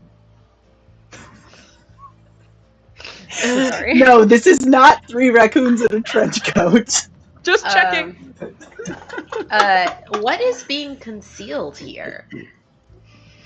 Let's see. What is being concealed? That's a good question. Well, you do notice as you're looking around, you see that like most of these obviously are at headstones, right? There's a bunch of graves that have been dug up, all of the graves pretty much, except for maybe 1 or 2 that appear to be untouched. So they've pretty much all been ransacked, except you do notice that there is one spot that has been dug up. There's no headstone. And that is like weird. So it looks like there's something that was there that was found that maybe wasn't supposed to be here. That's odd. Hey, y'all, come over here. What's going on? And they take a quick moment to sort of like point out like the claw marks and like the other graves, and then they kind of point at the hole that they're at, and they're like, something was dug up from here, but there's no headstone. Maybe an unmarked grave, but That's nothing has been buried in. I've never heard of anything. That's weird. I thought I knew every grave in this place. Never really heard there being an unmarked spot before. No histories in your town about it. Like you haven't found anything else like outside of town. So this is something totally new. I mean, we have like a graveyard at the church that people now use like as like the standard spot, but way back in the day, like this was where everybody got buried, and it's been nearly a century since anyone was buried here. Interesting. So, well, I mean, yeah, I know. Back in the day of a bit. Oh, no, never mind. Go ahead. I'm sorry. And Reginald just kind of stops. He cuts himself off. He's like, oh no, I'm not gonna get into that. You can explain it later. Yeah, that's fine. Yeah, that's fine. I'm sure there is something very important historically relevant that we can dig into later. That you're right about that. I mean, if it connects to Greek mythology, that'd be amazing. But if it doesn't, it probably won't. I don't see a small town here in Utah connecting to any sort of Greek mythology at all. But we can converse on the similarities of how other people bury their dead, and it's okay. I'm done again. What is interesting is that obviously this was dug up by something animal-like, but I don't know. Just something's pinging for me here. This feels familiar, like maybe something I've heard of or dealt with before. Like raccoons or coyotes or something. Oh, definitely not raccoons. These are too big to be raccoon marks. Okay. At this point, John, you're starting to notice that as they're standing over the what appears to be some kind of unmarked grave, these orbs are starting to. It appears that they're getting agitated somehow. They're like moving faster and sort of starting to circle around everybody that's standing around this area. So I have that one hold. I'm going to use that to like what what are they? What sort of creature is this? So, as you are looking at them a little closer, you start to notice that they actually look like fairies. Huh. And it So- appears that they are getting angry. Without coming out of my little trance thing, I'm going to use my telepathy move to speak to Mel to let them know that the fairies wear boots and you got to believe me. Right. Sorry, Fox Habit. So, yeah, Mel would hear that in their head that, like, it appears that there are fairies and they appear to be angry. Agitated. And for Mel, that definitely rings a bell because you have dealt with that before. You've heard that of them and know that sometimes they can, like, people think that fairies are, you know, happy and cute and whatever, but that they, if, you know, they can also be very dangerous. And basically from what appears to be underneath their canvas jacket, they kind of reach back behind their back and pull from underneath the canvas, like what is clearly a weapon that has like just been holstered underneath their jacket, and it's just gosh, what is their specialty weapon? I want to say it is like basically they like push a button or something, and like an axe just sort of like unfolds, Oh, that is awesome. like a titanium, like, you know, axe basically is like sort of this cool kind of, it's like it's got like those cool tight like skeletal titanium sort of structures. Like it's obviously not a solid axe head. It's got like, you know, it's obviously meant to like fold and kind of like, you know, fit, and then it has like a little bit of a pike on the other end, so it's like I have to draw it at some point, but it's very cool. And they just kind of like twirl that in their hand, and kind of suddenly their whole demeanor very much changes. Whoa, kid, what are you doing? Wow. Hey, expedition going. If the fairies are agitated, something's wrong here. I'm sorry, what? What? And yeah, Blair will take out her Carhartt hip pack, and she's just gonna unzip it, and she pulls out a holster and a Magnum handgun, and she's gonna strap that to her leg and go, okay, I guess we're doing this then. So sorry, say what? You said fairies? Like the floaty, happy little fairies that are always giggling and stuff? Oh, definitely not happy. Reginald. Definitely Faye. not happy. Mm-hmm. And They're at not this happy about something. at this point, John, you see one of them is going to go and swoop down at Mel and is going to try to take a bite out of them.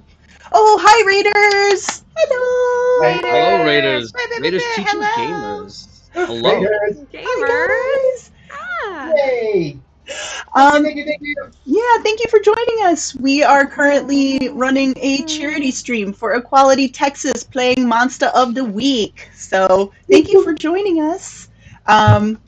We have tons of really cool stuff that's up for auction, so Yeah. we're not auction, but giveaway. Tons. Yeah. Tons of it. Yeah, you can follow the Tiltify link, and that any amount donated will enter you to win one of the awesome prizes that we have available. So thank you Because guys if you for don't joining win, us. I get them all. I might split them up a little bit. And so still to give away, guys, we have a set of Norse Boundary gemstone dice. They are watermelon candy jades. We still have a Monster of the Week bundle.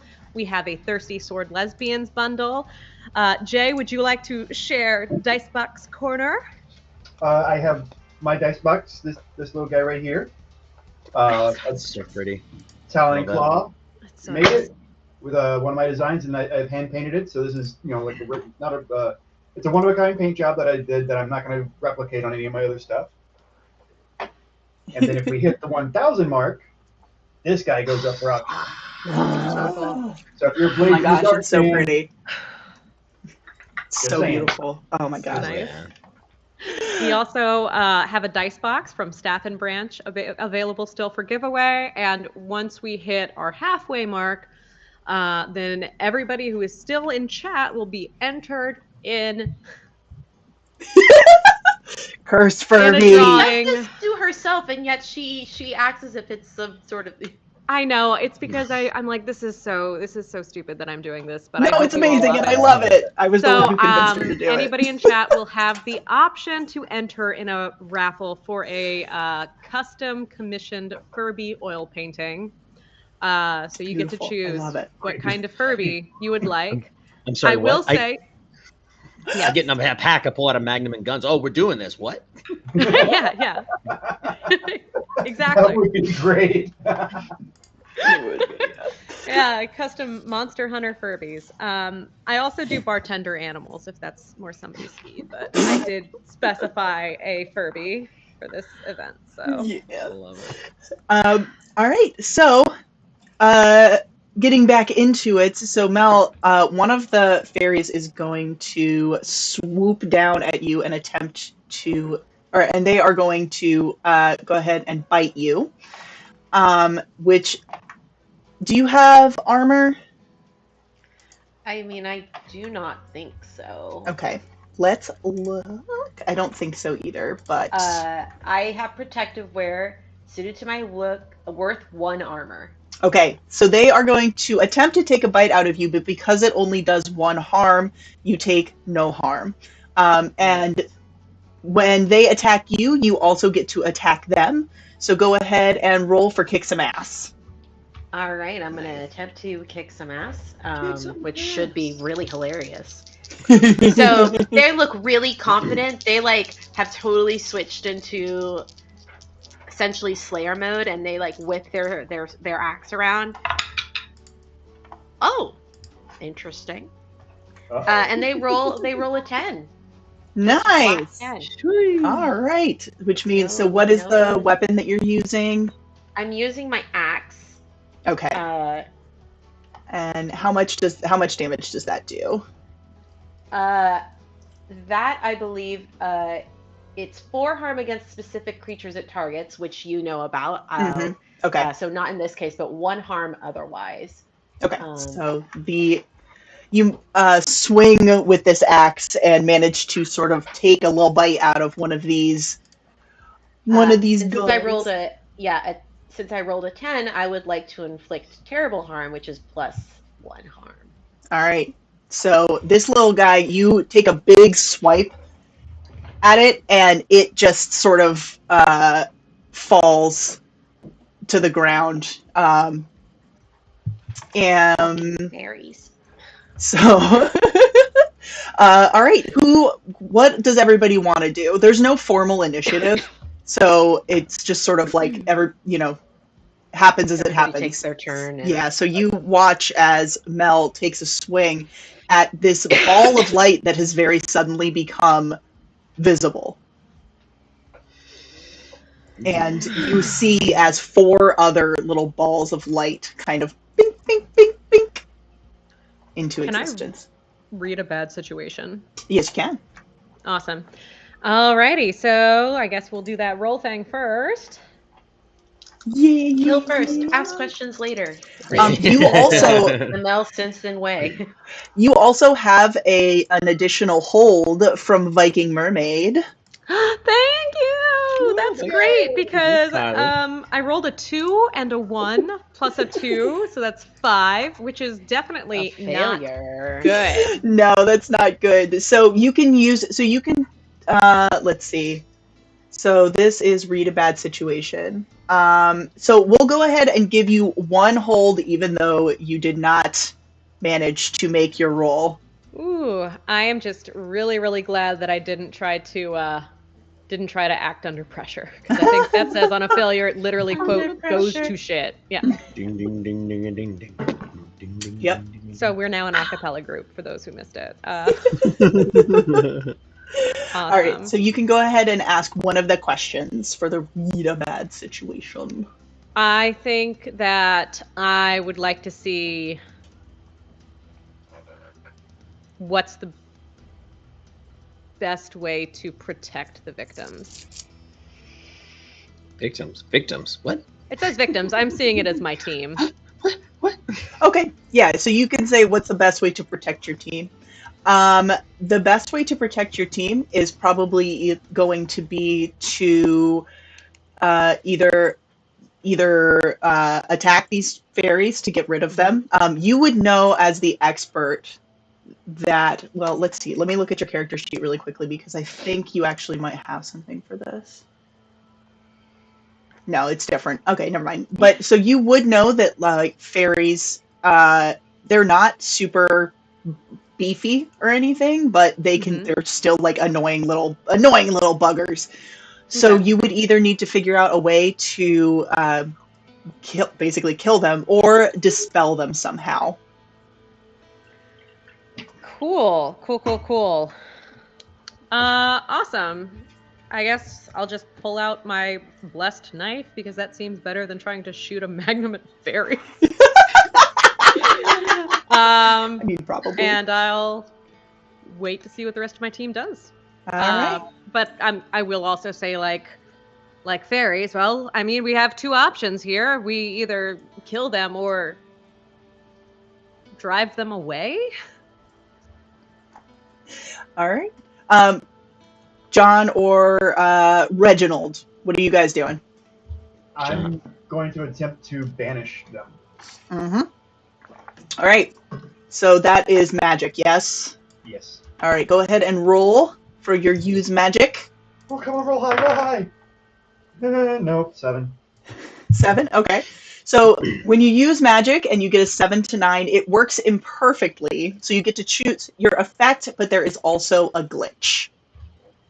So go ahead and your effect is going to be a banishment. Yep. All right, so let's see. So the list of glitches is the effect is weakened, the effect is of short duration, you take 1 harm, ignore armor, the magic draws immediate unwelcome attention, or it has a problematic side effect. These are all great. These are fun. They're so fun, I know, but... So as you manage to sort of cast this spell, you watch as the fairies sort of blip out of existence. You take a deep breath, you're like, oh, okay. Lights and sirens. Immediately behind you guys. Oh no. Okay. As the police roll up, and one of the officers you recognize from earlier, and the woman leans Nell's out. immediate instinct is to try to duck for cover and like so that they're not seen. Okay. Jump in a grave. Okay. So I'm gonna have you roll for act under pressure. Okay. Oh boy. Oh, Boy. Ha! Hilarious. Let's see. No, that's gonna be a 5. 5. That's gonna be a 5. Yeah. Okay, so you attempt to sort of dive down, but really you actually just hit the dirt that's like the flat part next to one of the ransacked graves. So you're just kind of laying in the grass for a second before the police officer shines their flashlight basically straight at you. Mel? What are you all doing here? Oh, nothing. I was just showing the new people around. That's all. I completely forgot that this was a crime scene. We were wondering why There's caution tape everywhere. It says "Do not cross." I never learned to read. Possibly manipulate them? Like, oh, this is okay? Yeah, sure. You can roll for manipulate. How many times have the cops heard Mel say, "I forgot to learn to read"? I never learned to read. Well, the lighting was. So many times. It's all right. The lighting was very weird. I read that as Dune Crocé, which is an ancient Greek philosopher. Yeah, that like some burial ritual or something. Oh boy. What did you get for your manipulate?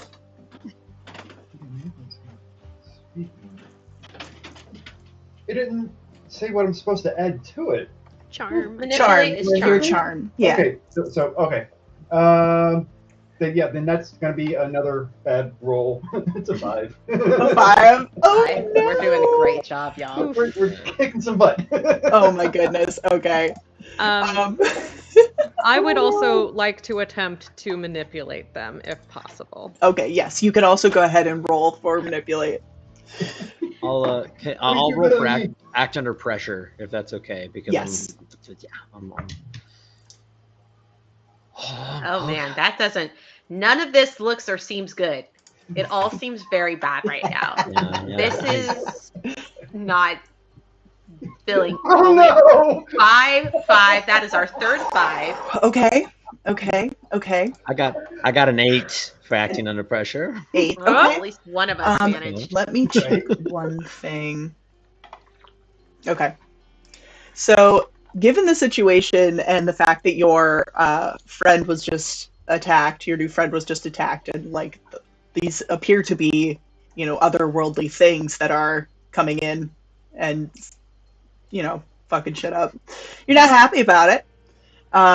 So you start to get a little upset. A little pissed. Pee everywhere. If you'll excuse me, just for un momento. Sure. But you are still able to sort of keep your wits about you.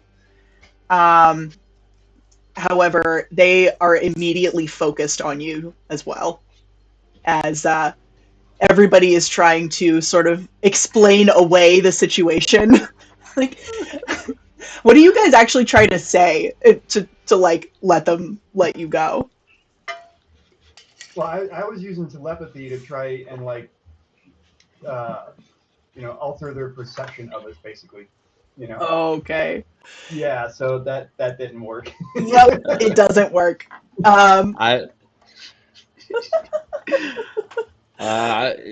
So this mass graveyard and everything. It's the graveyards over in Greece and everything. I was teaching some of these kids here about graveyards and everything because I teach a lot of learn about a lot of ancient Greek mythology and everything, and they talk about massive graveyards and really weird disturbances and everything. Hey, did you notice that there's like an unmarked grave here?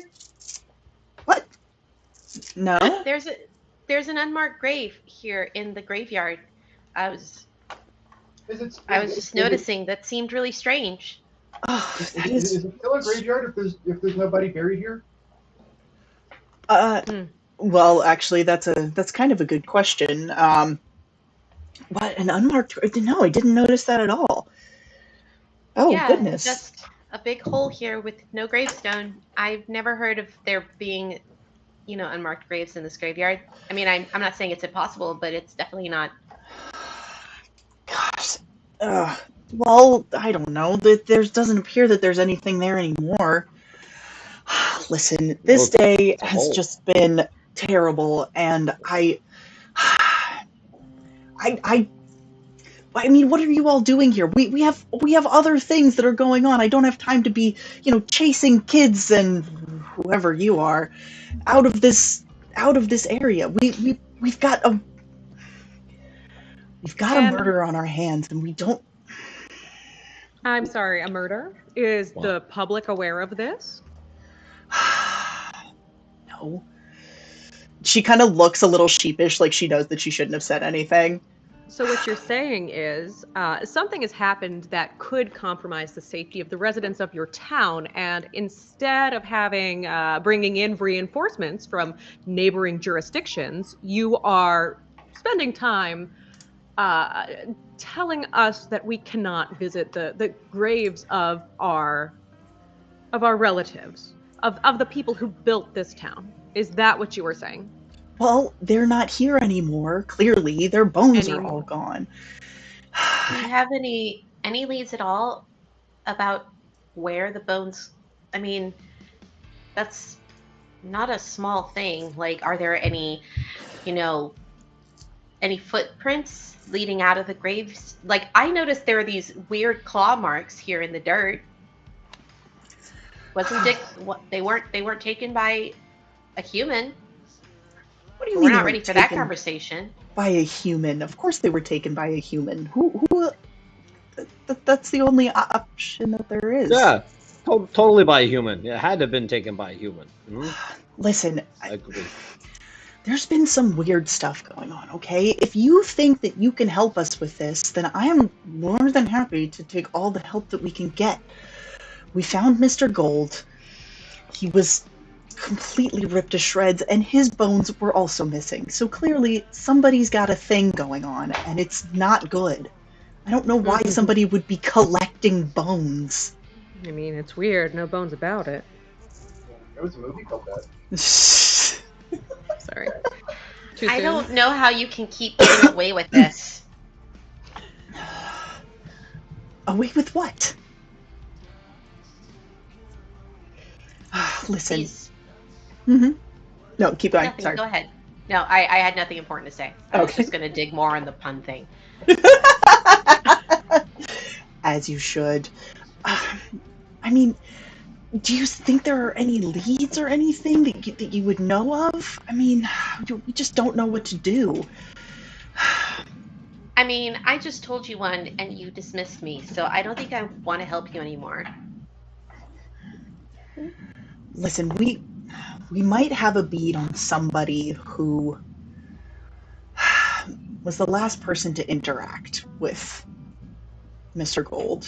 So I don't know if you think that they might be capable of doing something like this, but apparently Mr. Gold had gone to see Dr. Byrne, who you guys know is like a local dentist.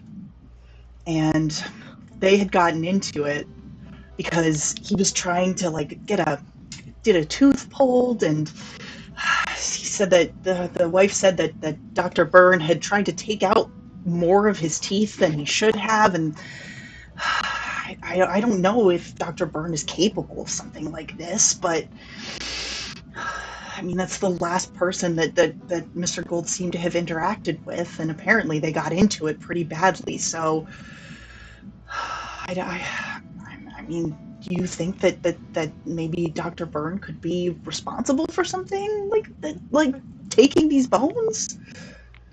I mean, it's at least a place to start. Aren't you supposed to question any possible subject or suspect?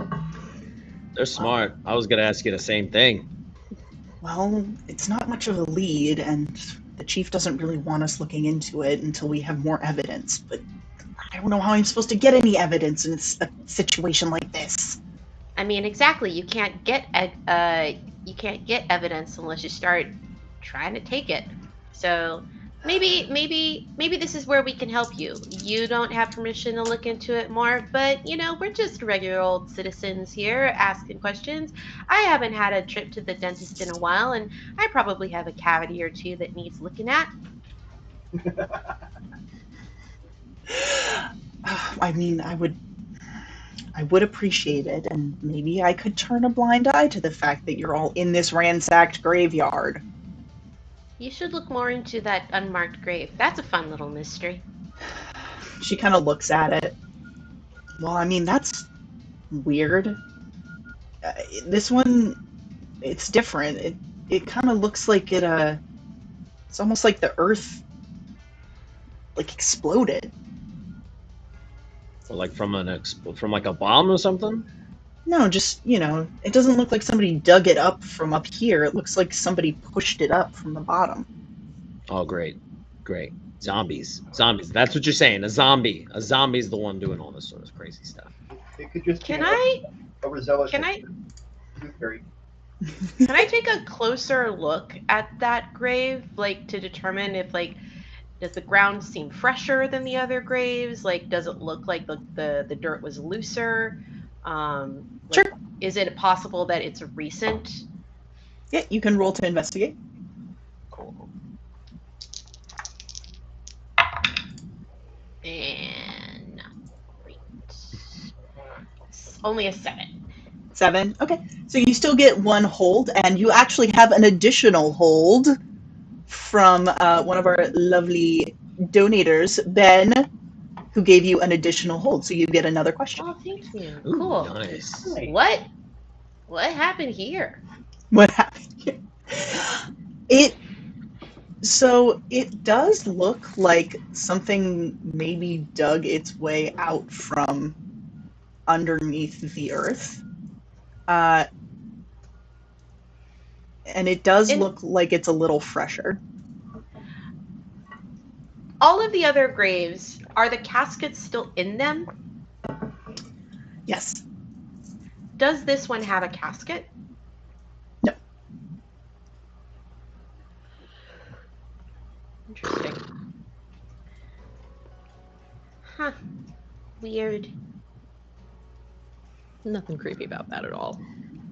It's fine. Somebody I'm sure dug it's their fine. way out of their own grave. And yeah, I think somebody's been using this as a dumping ground. Should probably check to see if there are any other unmarked spots. Okay. You guys want to investigate a little bit? Yeah, I'm actually going to use magic again. Ooh. Okay. That'll speed this up. But it says you can observe another place or time. So I was thinking of looking backward in time at this one grave. Okay. Go ahead. Oh, come on, give me some luck. So wild. 9. 9. Okay. So that means that it works imperfectly. Again. So you are trying to observe another place or time. So what ends up happening is you focus in, and it's almost like time rewinds just a little bit. Right. And you watch as. So, okay, so when you're trying to observe another time, what are you trying to observe? Are you trying to observe the time when the whatever it was emerged? Yes. Okay. So you do watch as it's very hazy. Okay. But you do sort of watch as it looks like a human arm stretches out and breaks through the dirt and kind of climbs its way out of this grave and just starts walking into the distance. Like toward town or away from town? Away from town. And was it freshly dead, or has this thing looked like it's been dead for ages, kind of thing? It's hard to tell. It's just difficult because it's so hazy. Well, the he's right that it looks like somebody came out of it, because somebody came out of it and they walked that way. Well, at least that means that their bones weren't taken, so that's not part of this mystery. That's a mystery for another day. For now, I think it's probably better that we stay on target. All right. So yeah, let's go visit the dentist. All righty. Is he open at night? Is your dentist open this late? What time is it actually? That's a good question. It's probably getting to be about 8 o'clock at night, but you would still know where Dr. Byrne lives. So you could either wait until tomorrow morning, or you can go and visit her at her home. I'm down for either. I'm not entirely sure she'd appreciate us crashing at her place, though. I mean, that could put her on the back foot, and then she would like reveal her secrets. But I mean, we are trying to unsolve a mystery, right? Right? You could you guys want to say, visit, do a house call? might as well. I'm still hyped up from all this coffee. I'm probably gonna have a crash a little bit later, but yeah, let's go talk to her. Sure, sure. All right. Yeah, we can do that, and then you can tell us what you're hiding underneath your coat. Oh, well, well, I don't think you want to know what's actually under there. It's fine. Think of it No. like a giant growth. It's painful. It's hard. It's very heavy. It's a heavy burden. Heavy, very, very, very heavy burden. Blair, yeah, tell them why they don't want to look under my coat. Thanks, you're the greatest assistant. And he just starts like walking forward faster. All right. So, as you guys go ahead and make your way to confront Dr. Byrne and see if this person could possibly be responsible for all this weird shit that's happening in town, we will take our second break. And when we come back, we will have some more giveaways. Awesome. Yay!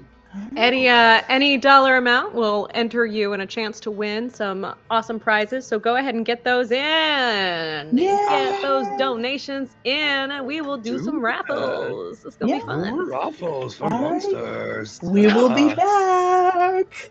Bye.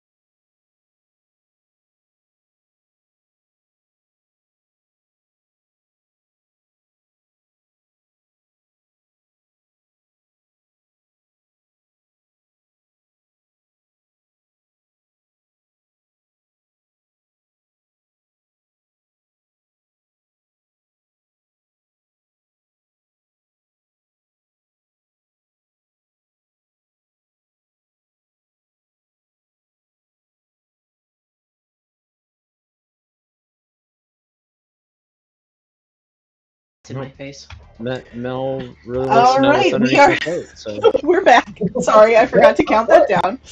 I hope they got that comment that I just made because They that was might a have, fucking actually. gem. I don't understand what's going on. No context. Oh, No context. fantastic. Oh my gosh. It's like if you needed a nice little slice of innuendo first thing in your day, I'm happy I got to provide. I am here. Oh, for your amazing. needs. Amazing. I love it. Okay. Sorry. I'm going to. So I know we're doing this little giveaway. I want to attempt something real quick on screen to see if I can show this off a little better. But Ooh. ooh, in black light, all the neon colors are reactive for it. Oh my gosh. Wow. that's awesome. That's so gorgeous. This is a fun piece for you guys. So who's going to win it though? That's Me. Oh man. It's so exciting. Even the baby is slapping their arms in delight. I know. Right? Oh. Fantastic. Okay, guys. Well, I guess, are you guys ready? We've got three giveaways coming at you right now, okay? Sure. So we are giving away that lovely dice box that you just saw from 88 Riddles, one of a kind hand-painted dice box, collaboration, and I believe it's a limited availability design, right? Because that is your work. The With design is mine. It's not a limited talented- design. It's just a limited paint job. Because Limited I paint, used, thank you. The trans colors in the flowers, and I'm I not love going it to so do that. I mean, not that I don't want to do it again. Just I did it specifically for It this is stream, so that High we'd have custom some value. Custom protection. fit. Yes. Yeah. And that is with Talon and Claw, right? Yep, Town and Claw. That's their Council So of good. 7 box. Love it.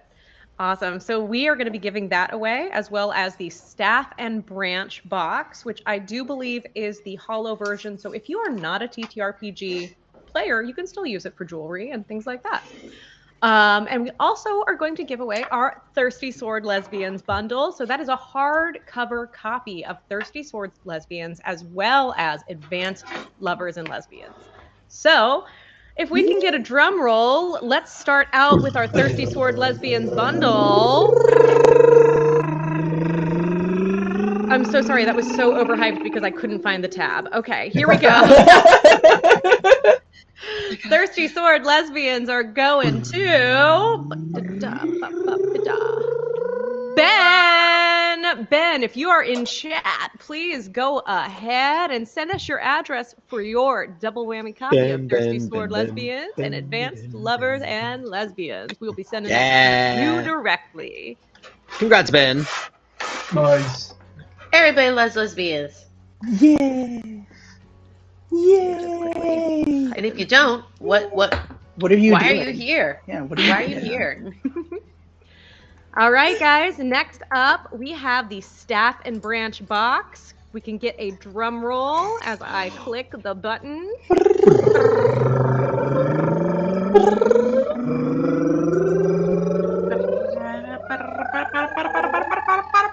The winner is not in chat right now for this one. That is my boyfriend.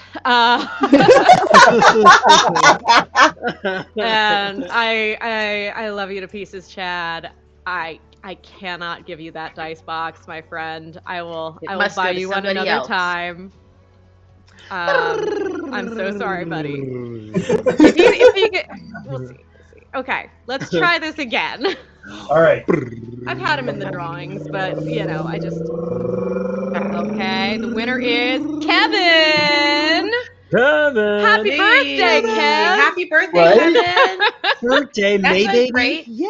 That's a great birthday present. Right? That's awesome. His birthday was Very yesterday. nice. Yesterday. For Yes, those of you yes. who don't know who Kevin is, he is the GM of the awesome Night Bane game Last Train Out that we're playing on Fridays here on this channel. Awesome. And yesterday was his birthday. And I can't think of a better Yes. birthday present aside from playing games with us that he could possibly be getting right now. Yeah. Happy birthday, fellow May baby. Woohoo. Yay. Excellent. All right. And last but not least, I kind of want to send this. That's a lot of work. Okay. I was about to send Jay the link to do the drawing. Okay, we got this. All right. as I delete out my boyfriend's name. And the winner is Amelie. Amelie, you have won a limited dice box from 88 Riddles. I believe we do have your address on file from the previous giveaway. Jealous! It's so cool. So I will check in on that. Congratulations, winners. Yay! All awesome stuff. Holy Congratulations, cow. you guys. That is awesome. Right, Jeez. click through some tabs here. Hold on. There we go. So I am recording your information. And as a reminder, if we do not get that confirmation from you all within 24 hours, we do have to go ahead and do another giveaway. So just keep your ears and eyes peeled. I think we've gotten confirmations from most folks so far. But yeah. Nice. Thank you guys so much. And guys, you can still have a chance to win a set of Norse Foundry Watermelon Candy Jade Gemstone dice, as well as a Monster of the Week core rulebook bundle. And once we hit the halfway point to our goal, we will be giving away a Furby raffle painting. And when we hit our goal, if we hit our goal, Jay has something special to give away as well. So any amount enters you in a chance to win. Go ahead and get those donations in. Don't forget to put your names. We can contact you. Shout out to you, anonymous donors. We love to see it, but also we want to give you things in raffles. So awesome things. They're all awesome things too. Please help us hit our goal. We can do this. We can. Early stream. Let's go. Yeah. All right, guys. So we'll go ahead and jump right back into this game with you guys heading over to Dr. Burns' house, ostensibly to try to get her to spill some beans as to what happened between her and Mr. Gold, the fateful evening that he passed. Is there anything that you would like to do as you walk? Not roll below a 7. That would also be nice. Same. So, what exactly brought you all out here? Like, I mean, I've never seen you two around before, and you, John, I know you're new. Yeah. But how did you guys end up in this place? I just needed a fresh start. That's all. Yeah. Like, you needed a fresh start, or your family needed a fresh No, start? just me. Are you out here on your own? Yeah. That's why I worked at the diner. Oh, wait. How old are you? 17. Oh, man. Goodness. And you're on your own? Yeah. I'm okay. I'm doing good. I won't ask questions, but if you need anything, we're here to help. Yeah, okay. Yeah, and we're just we're just passing through. We actually we had just come from the Salt Lake City, checking out like the museums there and everything. Nothing funny happened up there. If that's what you mean. Oh, you weren't asking that. Never mind. That's not what you said at the diner. At the diner, you said there was really weird stuff that happened with. Never mind. I didn't hear that. Oh yeah. Oh well, I mean there was like animals from the zoo like escaped or something and like knocked over like dinosaur bones and everything. So zoos and museums, they don't go together. No, they really don't. They really don't. But and we're just passing our way back down to I don't remember where we were going next. We just said, hey, let's go on a trip, right? Blair, you have my notes, right? Our poke calendar. Your head in on local mysteries. I mean, not all the time. Y'all usually do. I mean, just call it a personal interest. Yeah, you could say that. But Blair's got it all on our calendar and everything. So yeah, we're good. We're good. We don't have any place until what, Wednesday? We got like a meeting or something. Yeah, that's right. And I grew up around here, so it's nice to visit once in a while. Oh, who's your family? The Wests? Is that a name I've heard?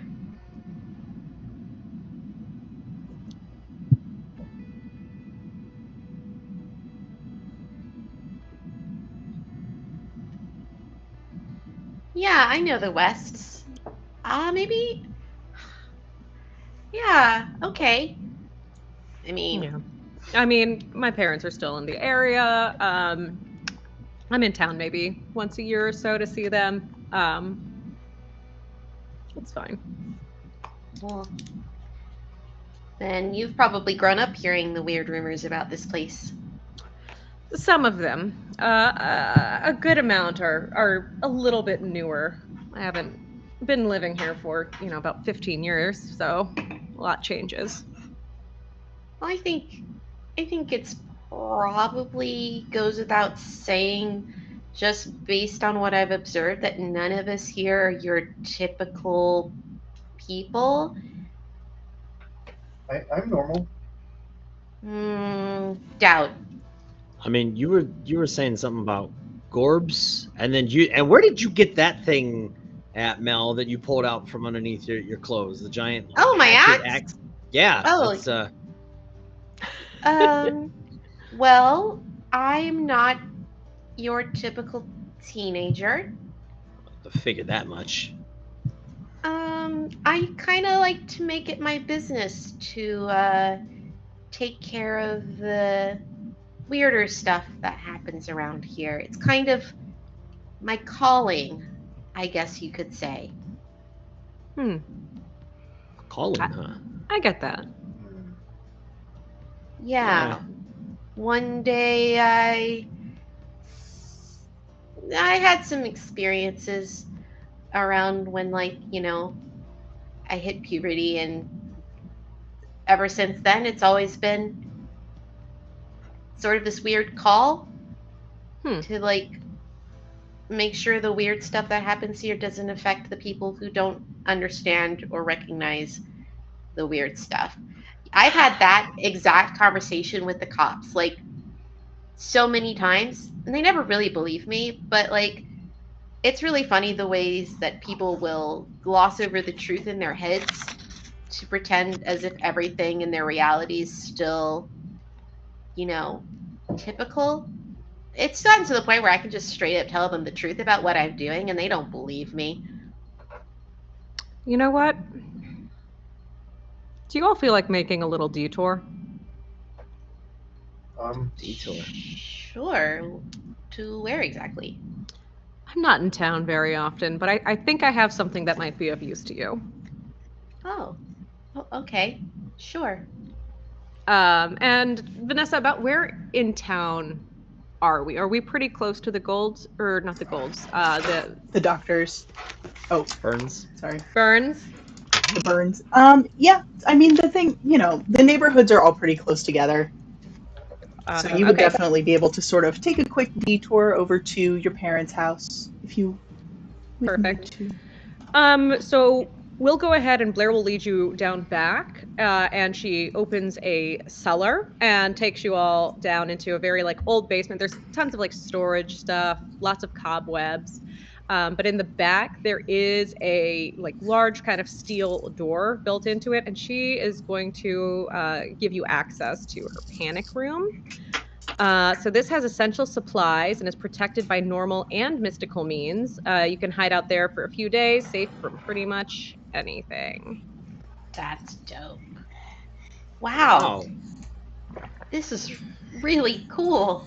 And also, like, definitely not something that a typical person just has. Well, and Blair just looks at Reginald. Yeah, you've probably fit. Yeah, I guess we're not. Showed you mine. uh, yeah, she's okay. That's fair. So actually, Reginald, he goes, hey, you talk about a calling, right? and he undoes the coat, and he turns around, and on his back it actually looks like as he pulls his coat down, on his back it looks like this giant, maybe 3.5 foot ovicular shield on his back, but the top and the bottom of it are very sharpened as well too. And he kind of pulls up his shirt a little bit, and it looks like that this metal is fused into his skin. And he's just like, yeah, so you talk about a calling, same sort of thing happened with me as well. But yeah, this thing definitely comes in handy a little bit, because I guess Cat could be out of the bag. Maybe I was the cause of the stuff that happened at the museum in Salt Lake City. I can change, transform. I mean, it's not a big thing, but yeah, I can take on the shape, and yeah, it's a thing. It's a whole. It's very hard to describe. You a danger to other people? Are you something that I'd have to worry about if you got out of control? Because no. I mean, it's my job to protect this town. No. I wouldn't hurt the town at all. It's just that I mean, I'm kind of big and a little reckless, but I'm pretty safe, right, Blair? I'm okay. I don't black out or anything. No, I always remember what happens. Yeah. It's it can take its toll for sure. He can be very helpful in certain situations. Yeah. I don't see him causing the town any troubles. I mean, I may not be here often, but it's where I grew up. I wouldn't bring in a danger. And besides, that's also what I'm here for, so. Yeah, she's a great assistant. I don't think she likes being called that. Have we at this point left the panic room and like started heading back to the burns again? Okay. I would say so, yeah. Is there anything in particular that you would have grabbed from the panic room? I would have probably taken just like the wooden stakes and things like that I have there. And some Purell wipes. Okay. Like deodorant wipes, stuff like that. Okay. By the way, I have a theory about what it is we might be chasing, but I'll only know for certain once we found it. Mm-hmm. But something felt weirdly familiar about those claw marks. So, yeah. Mm-hmm. We might be dealing with something I've seen before. Really now? Yeah. Okay. If you know what it is, you could tell us, and that will help prepare us for when we if that's actually what we run into. Right. I don't know for certain. I could be wrong, but like chupacabra are pretty common around here. Like they're chupacabra. I've dealt with a couple. There was one I dealt with like maybe about a month or so. It came at me sideways out of nowhere, and I was not prepared for it. And like next thing I know, I'm waking up in the middle of a field. I mean, I'm not injured or anything, so it must not have done too much damage, but it definitely knocked me on my ass. But it was just you? That's impressive. I've heard of those things before. I mean, not in Greek mythology, obviously, but I've fought a couple. I guess I'm just lucky that one decided not to make a meal out of me. That's good. That's good. And I mean, we've all been called. So John, apparently you talking about Gorbs and everything. You wanna spill for a minute so we kind of know. I can see stuff that most people can't see. Oh! You're one of those seers. Ah. Kinda. Okay. Yeah. I mean. Okay. And I can make other things happen and stuff. And then without actually moving my lips, you hear my voice in your head, and I can do stuff like this too. Oh boy, that can be helpful and somewhat intrusive, but that's fine. That's fine. It's handy sometimes. And Well, yeah, it's what I do. It's just me now. that's impressive, especially the two of you being so young and getting called. Well, I mean, I guess wasn't that old when I got called as well, but well, cool. Seems like we got a good little mystery machine team going on here. Let's go. All right. So Here we are, Sunset and Camden. all right. So at this point, you guys have made your way up to the house of Dr. Burns. So you are just in. It's a fairly nice house, a little old-fashioned, as most of the homes here are.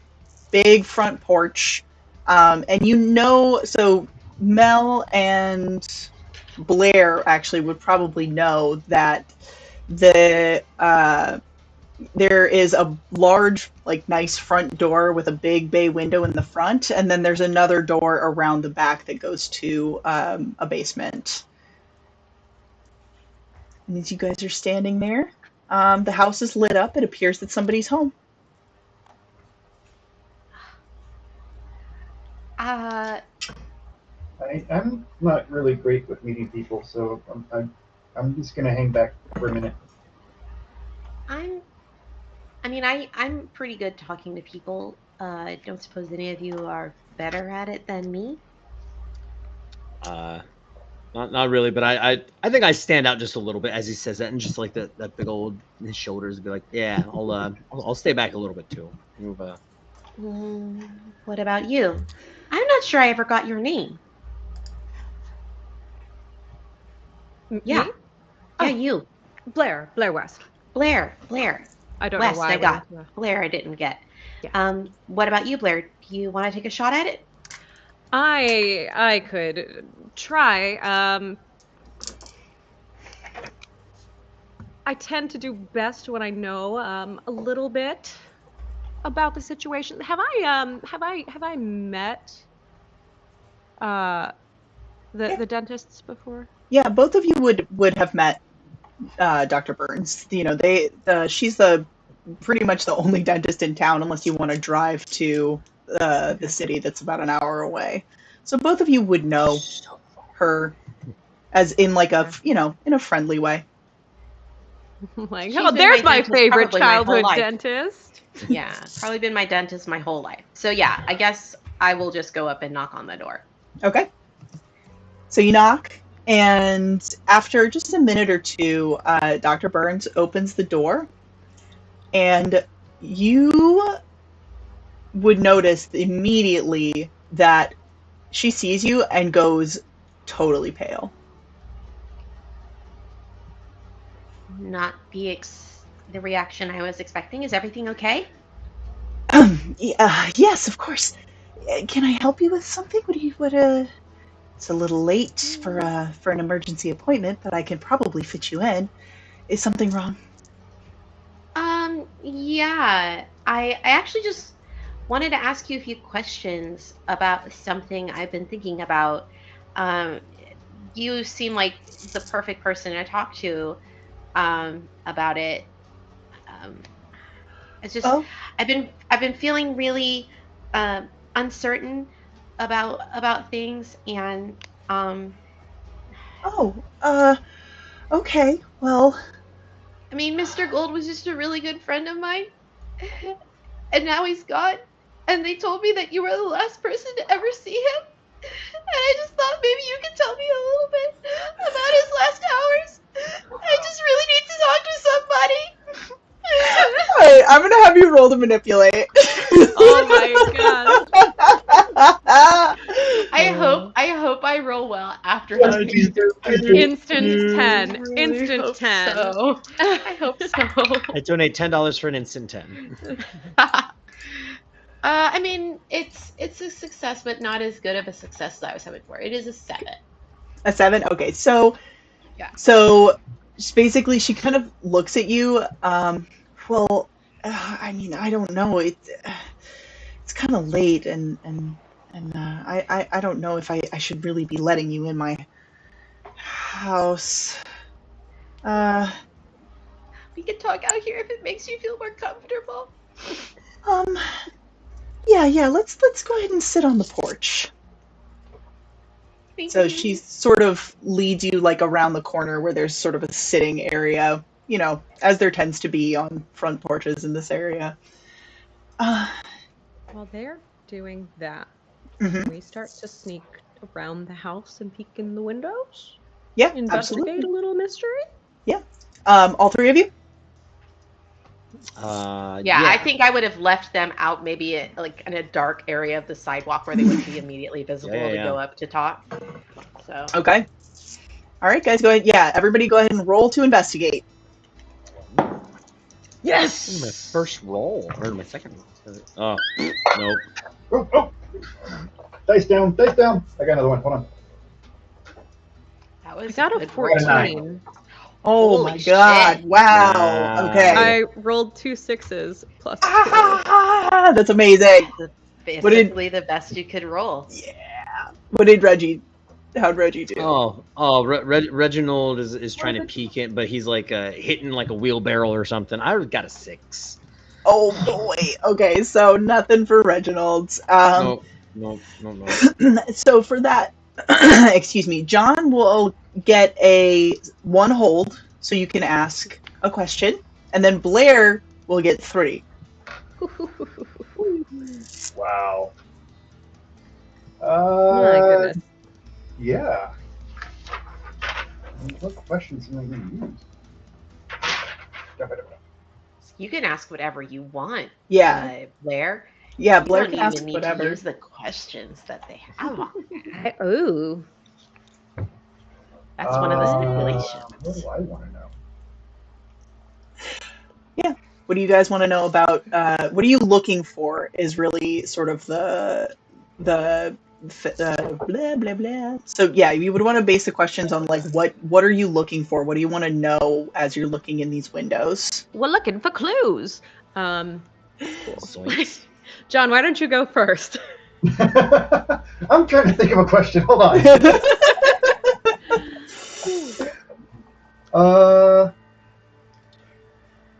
What would I want to know?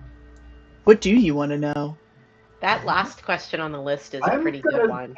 I'm searching for any sense of magic that I can get out of this place that there might be here. So I'm probably going to use my sight to help with that.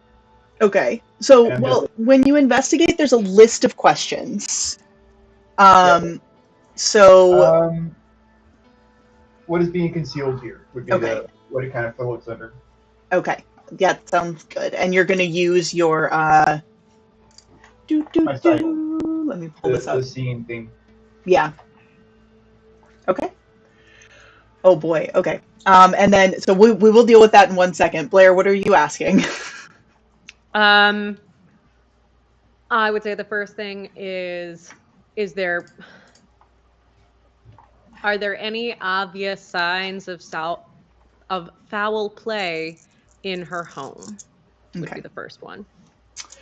So you do see what appear to be some random bones scattered across the floor.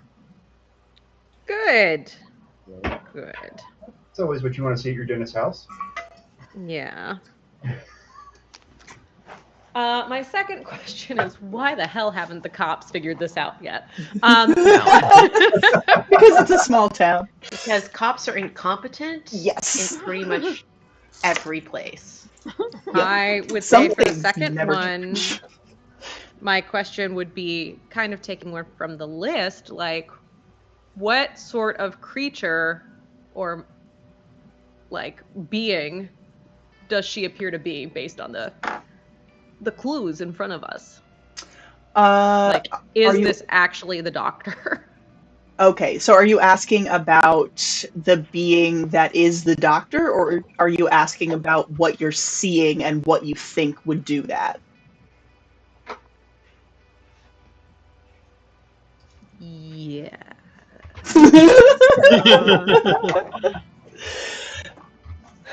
Well, because the doctor's not like within my line of sight, and I'm not interacting with the doctor, so I don't think I can straight up be like, I know immediately what you are, because like I'm not engaged with them right now. So Okay. I'll go with like based on everything.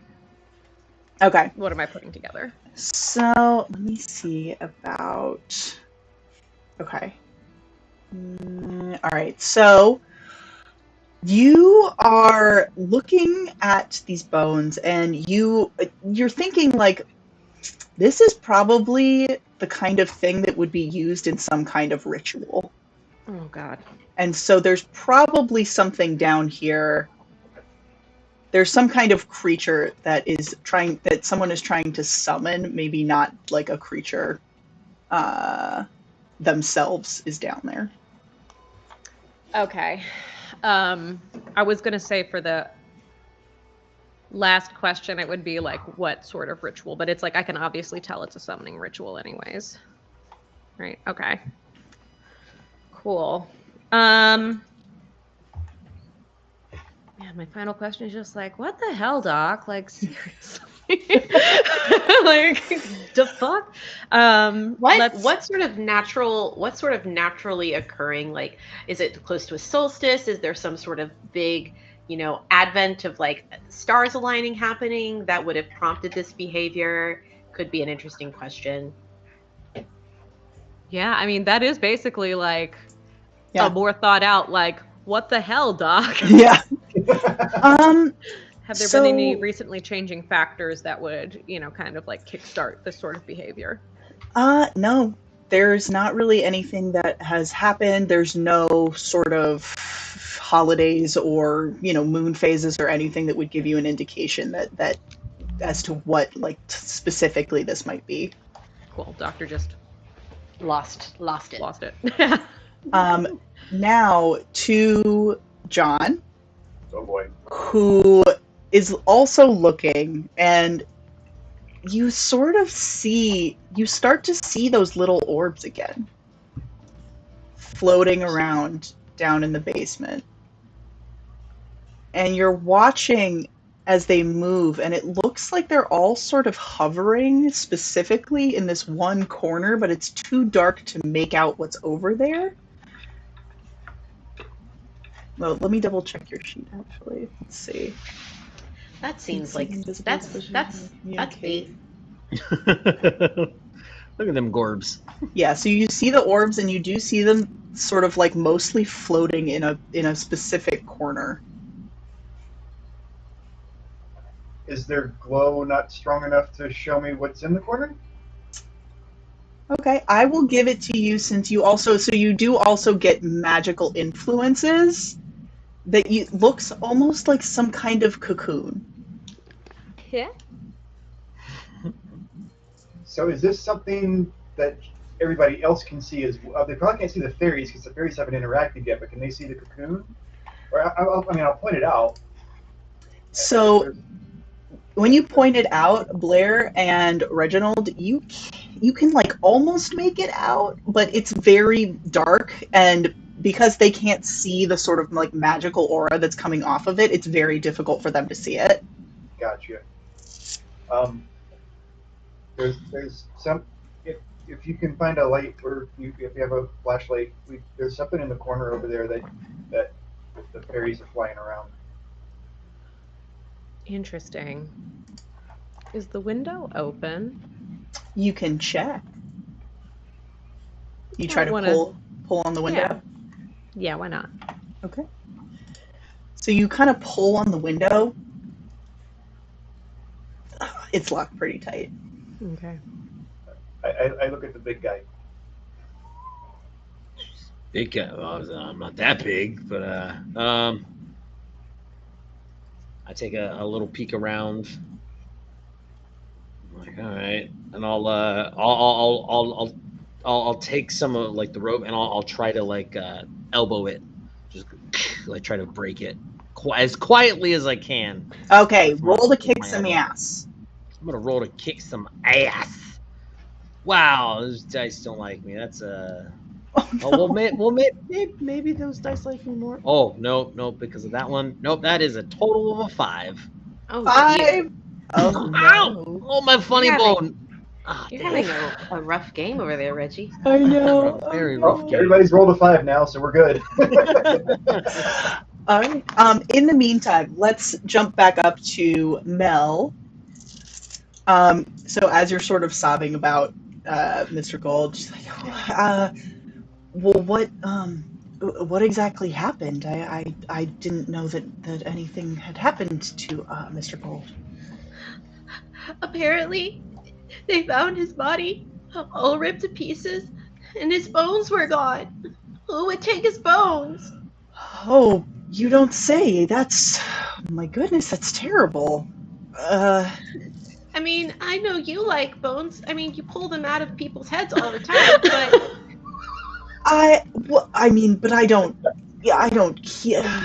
It's just part of my job. I don't keep them.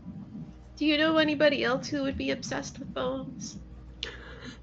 Well, no, I can't think of. I can't think of anyone that would necessarily. When when you talked to Mr. Gold last, how did he seem? I heard the two of you got into a fight. Yes, I might have gone a little overboard when I was trying to, perform some dental procedures on him, but it's just because, Overboard in what way? well, he had several teeth that I needed, and I Needed for what? well, they were decaying, and I needed to take them out. Okay. Why would he get upset about that? Well, I guess I just didn't make it clear in the beginning that I needed to take those teeth out. Well, why would you fail to inform your patient that you need to do an extensive procedure on their mouth? That seems irresponsible Uh, and maybe potentially malpractice-esque. I am going to have you roll to manipulate someone to see if you can get her to give you an answer. Of course, of course. I play a character that's maybe a little too smart for their own good.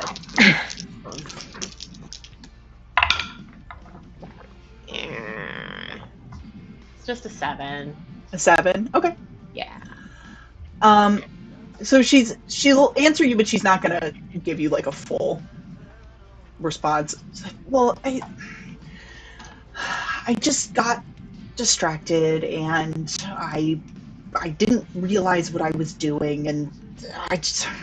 Why are you asking me about this anyway? Starts getting really defensive.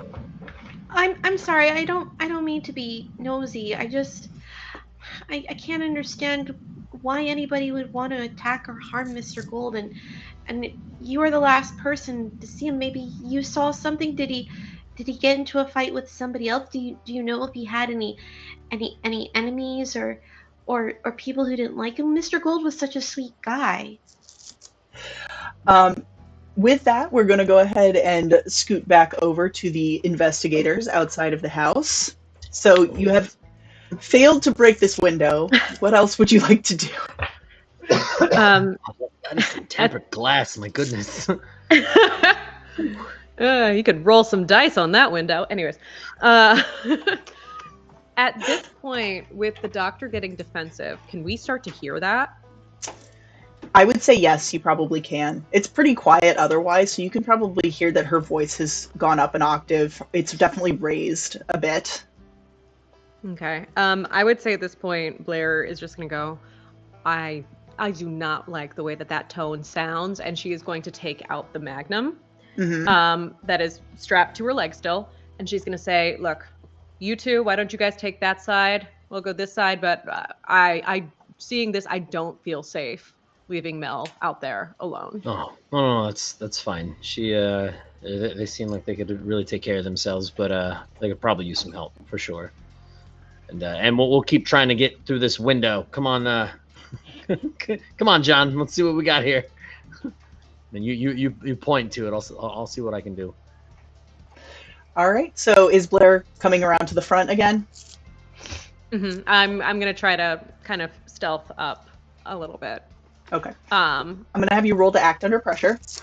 Okay. Under pressure. Okay.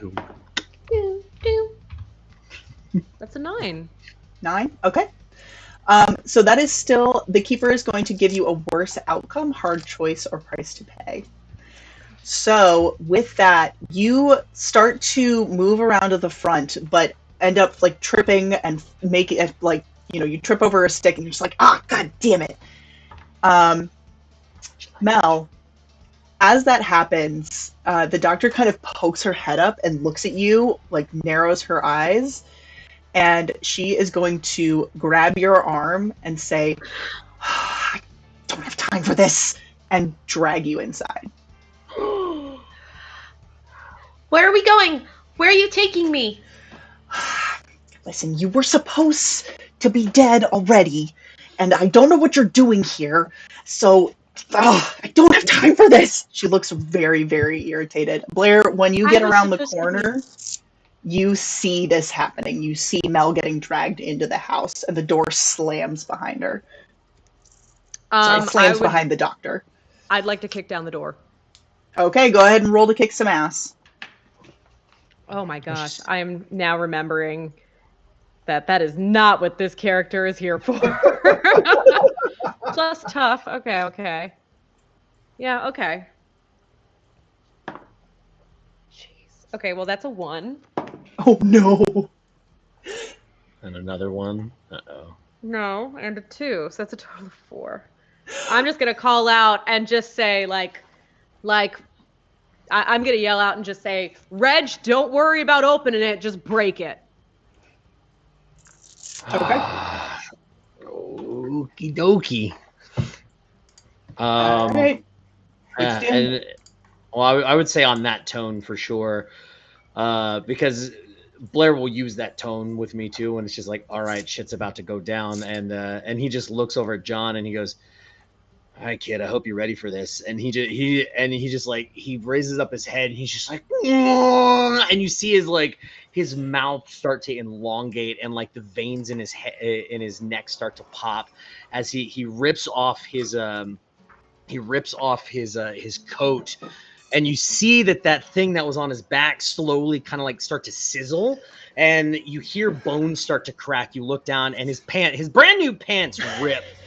And his shoes bust open, and you see his feet start to like almost turn into like cloven hooves, and his knees start to bend backwards. His muscles start to rip as he reaches back and puts his hand on that giant mass that was on his back, and he just starts howling in pain. As you also look up at his head, and these horns start to form. I got some. These horns start to like form on his head as well too, and just rippling muscles as he pulls the thing off his back, and you just see skin attached to it, and it starts to sizzle, and he reaches down and grabs that giant staff and just clicks them together, and this another roar comes out of his mouth, and it's like the shirt underneath is just ripped, and you're looking at what looks like a giant half man, half bull creature, and he looks down and goes, Minotaur! He goes, I'm Reggie, and and this giant axe, and he's just gonna boosh, and just break the window with his massive axe. That explains why he's obsessed with the Greek stuff. Yeah. All right, I will say that you managed to absolutely shatter this window. At the same time that happens, you do see that the doctor is dragging Mel down the stairs. So you shatter the window. Mel is being dragged down the stairs, looks at you, and then Mel's just going to drop your hand and run over to the corner. All right. Oh, John. you mean Dr. Burns is going to drop Mel's hand and run to the corner? Yes. Okay. So, John, what are you doing?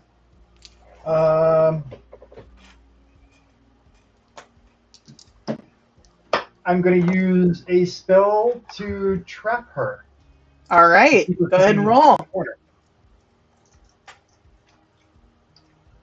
9. 9. Okay. Yes, 9. So it does work, but there is a glitch. So I'm going to say that it's going to be a shorter duration. So you do manage to sort of trap her, but it's not. You don't think it's going to last for very long. All right. I can't hold her long. You go get it. Go smash. All right. And Blair, what are you doing?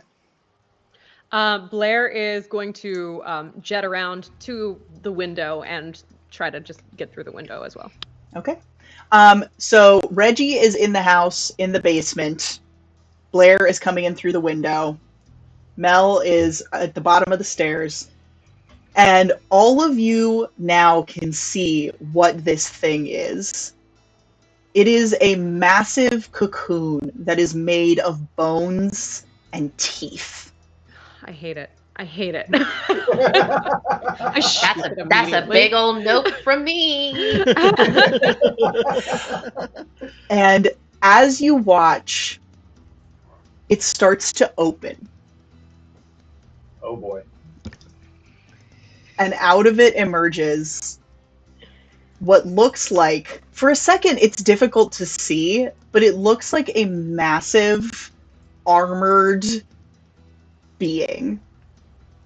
And it's going to look at Reggie, who's going to be the first thing that it sees, and it is going to immediately move forward, and it's going to attempt to take a swing at you. Let's see how they do. Oh boy, but they miss real bad. Good. And now you can also try to harm them back, so you can go ahead and roll to kick some ass. Yeah. So they come rushing at me and like take a swing, and I just move my head to the side, and Reggie just has these big old horns. I'm just gonna whip my head around and try to gore it with the horns on my head. All right, do it. Kick some ass. That's what I'm talking about. That is, well, kind of. Never mind. That's 8. All right, that still hits. So how much harm do those do? So my horns deal 3 harm, but they also ignore armor as well too. Okay, Nice. so that's, sorry, you said 3? 3. Yeah. All right. So you managed to swing, at this thing, and it looks like you took a sizable chunk out of it. But it's huge and armored and looks very upset. And you I just hear bellow.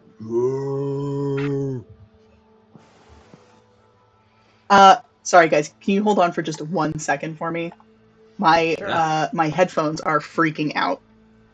Oh. And I don't know what is going on. So I'm just going to go run really quickly and grab my wired headphones. I'll be gone for 1 second. I'm sorry. I don't know what's Do what you happening. gotta do. Do what you gotta Yeah. do. You're fine. You're fine. We'll Cool. keep people entertained here. Hello. So that kills the creature. It is now Nice. gored. We all start solved the dancing on the mystery. bones. We did it. These are Did our it. bones now. See, this is exactly why Adam doesn't like going to the dentist. Like this. It does Dentists not are help creepy. me at all. Yeah, I low-key have a dentist appointment the week after next, and I'm like, I could cancel that. I have a chipped tooth, but I could cancel that. Yeah, no thanks. No, we'll take thanks. care of the teefies. I Yeah. don't have to, but it's scary.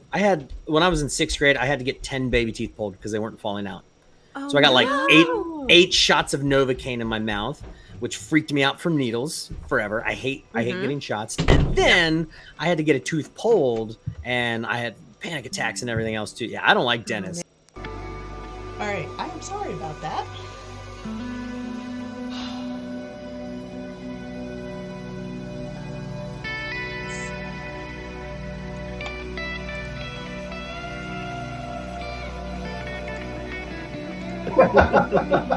All right, I am back. I apologize, everybody. Okay. You're fine. Can you hear us? Yes, Yeah? I can hear you guys. Okay. So the dentist is gone. That's what we established. Adam killed it. Yes. Okay. Adam, Reginald knocked down the fourth Reggie. wall in the room. Reggie. And yes, Reggie knocked down the fourth wall in the room, and then Adam killed the dentist. Yeah. I see. Adam's our secret weapon, just so you know. Just to be clear. You do see that the dentist looks very, very freaked out by all of this. She is like beating against her bonds and just is like, no. as this thing sort of moves forward and looks at Reggie, it's like, how dare you disturb me? What does everybody else want to do? Terrifying. I think Shoot it. Mel is probably staying away from that for a moment, and like they kind of follow Dr. Burns, like, and they've pulled their axe from their back holster, and they're kind of stalking up to Dr. Burns, like, what do you mean I'm already supposed to be dead? Dr. Burns is going to look at you. You came here after you were attacked by chupacabras or something, and you were looking for help, and instead you stumbled across this, my creation. Well, I couldn't just let you survive.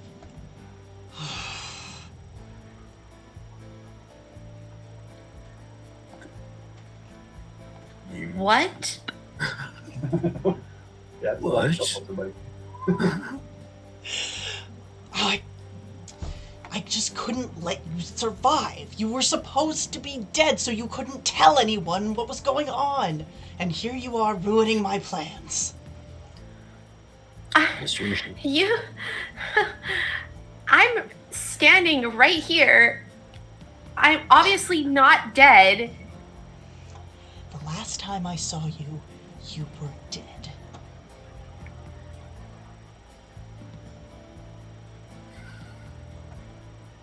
All right, Mel is just going to have a small existential crisis over here for a minute. All right. The unmarked grave, that... Oh, I'm going to be sick. I quit. All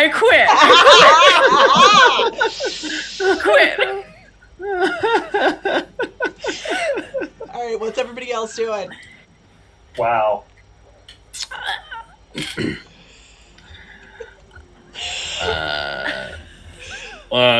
Everybody else is still a shot. Like, you got Reggie just standing. He goes, "Yeah, big creature, go boom!" And he's gonna try to gore it again because he's still really close to it. All right. I'm gonna try to gore this thing again. Do it.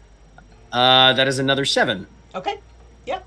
And actually, I was mistaken. I won't have you take it this time, but it's actually 4 harm that I do with my horns. All right. So I just come back the other way.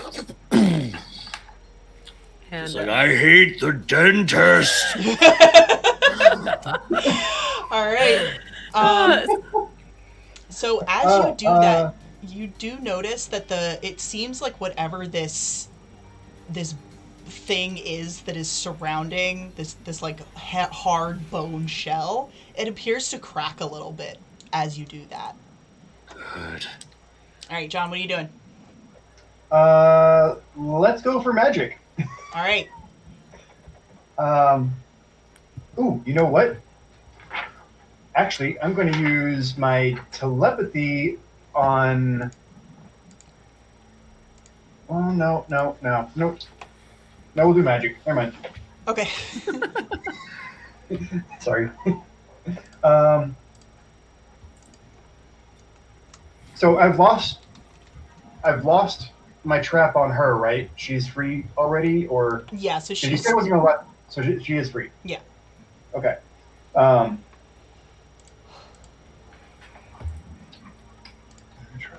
Person, bar, place, Here, do you want to have... I'm gonna take... have Blair do something while you're thinking? Or, no, sorry, yes? I'm taking the opportunity to go ahead. Who's probably closest? Actually, we'll do it to Mel. I am going to enchant Mel's axe. Okay. Giving Mel a bonus. +1 harm, and it becomes magical. Okay. Nice. All right, go ahead and roll. Here for it. Epic. 13. Excellent. Yeah. So yeah, you get a +1, and your axe is now magical. Sexy. You love to see it. Yeah. All right, Blair, what are you doing?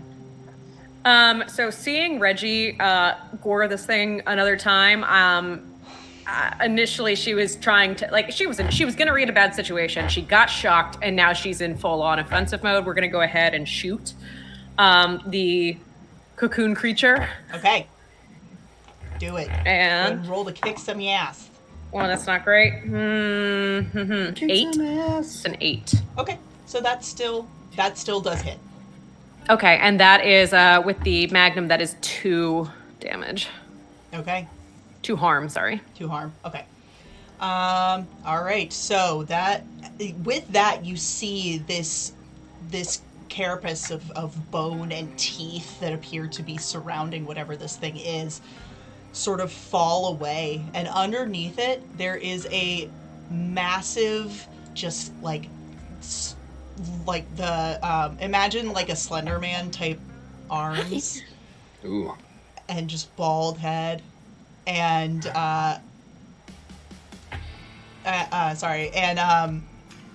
it appears to be some kind of fey creature that is just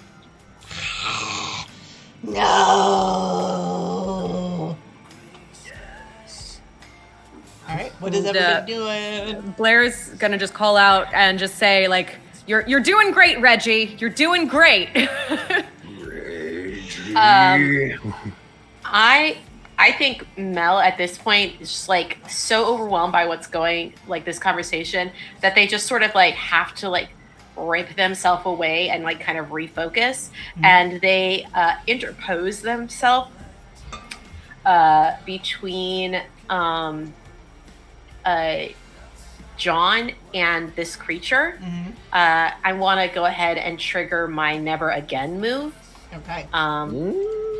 So in combat, I can choose to protect someone without rolling, and if I, as if I rolled a 10+, but I cannot choose to suffer little harm.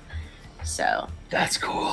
But I'm basically like posting up a sentinel between John and this creature. Okay. And with that, this creature is going to take a swipe at you. Okay.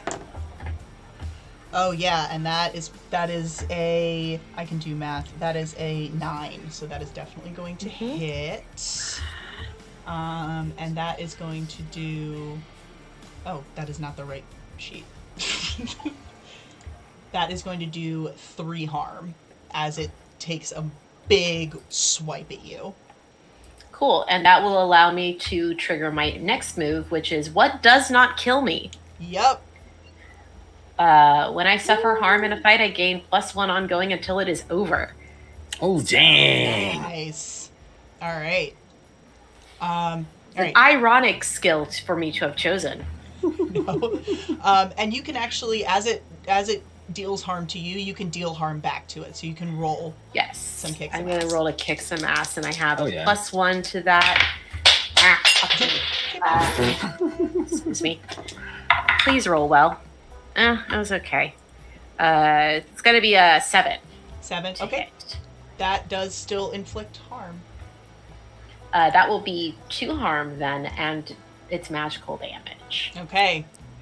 And you watch as it looks much more frail now that the carapace has been opened. So you manage to take a big chunk out of its arm and shoulder as it just rears its head back and goes, ah!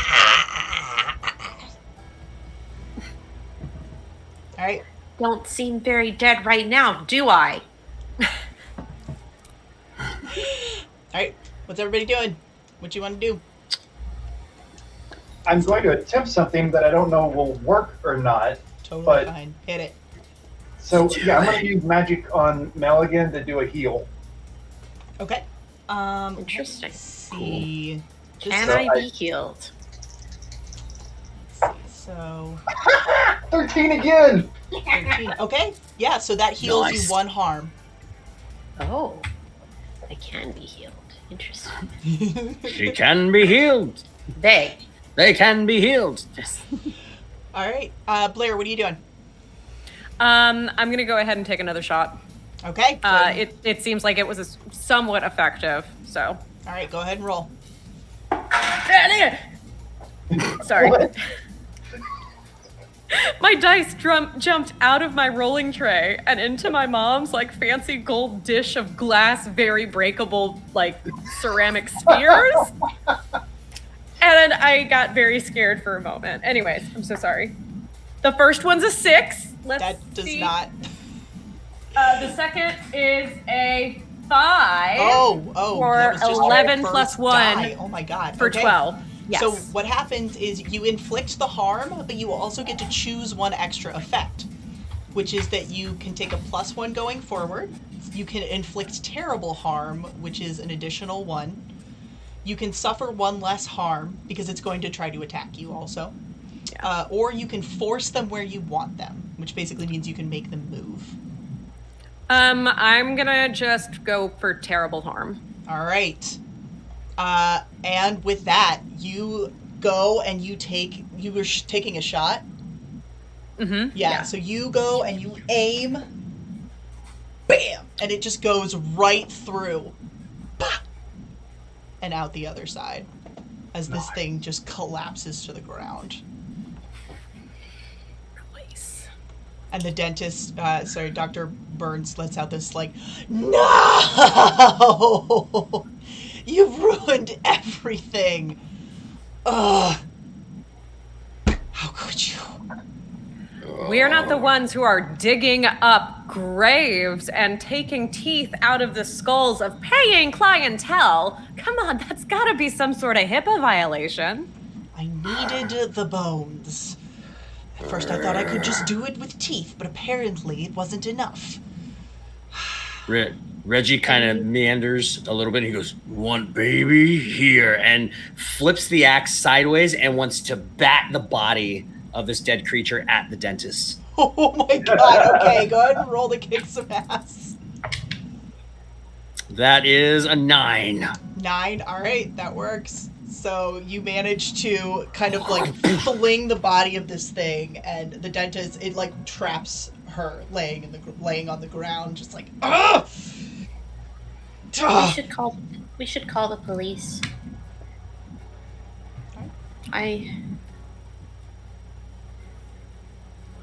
You doing okay? Well, apparently I'm a ghost or something. You're no ghost. Zombie. Ooh. Weird undead thing. I don't know. But I'm pretty sure I'm what crawled out of that grave, if what she says is true. I have no memory of that at all.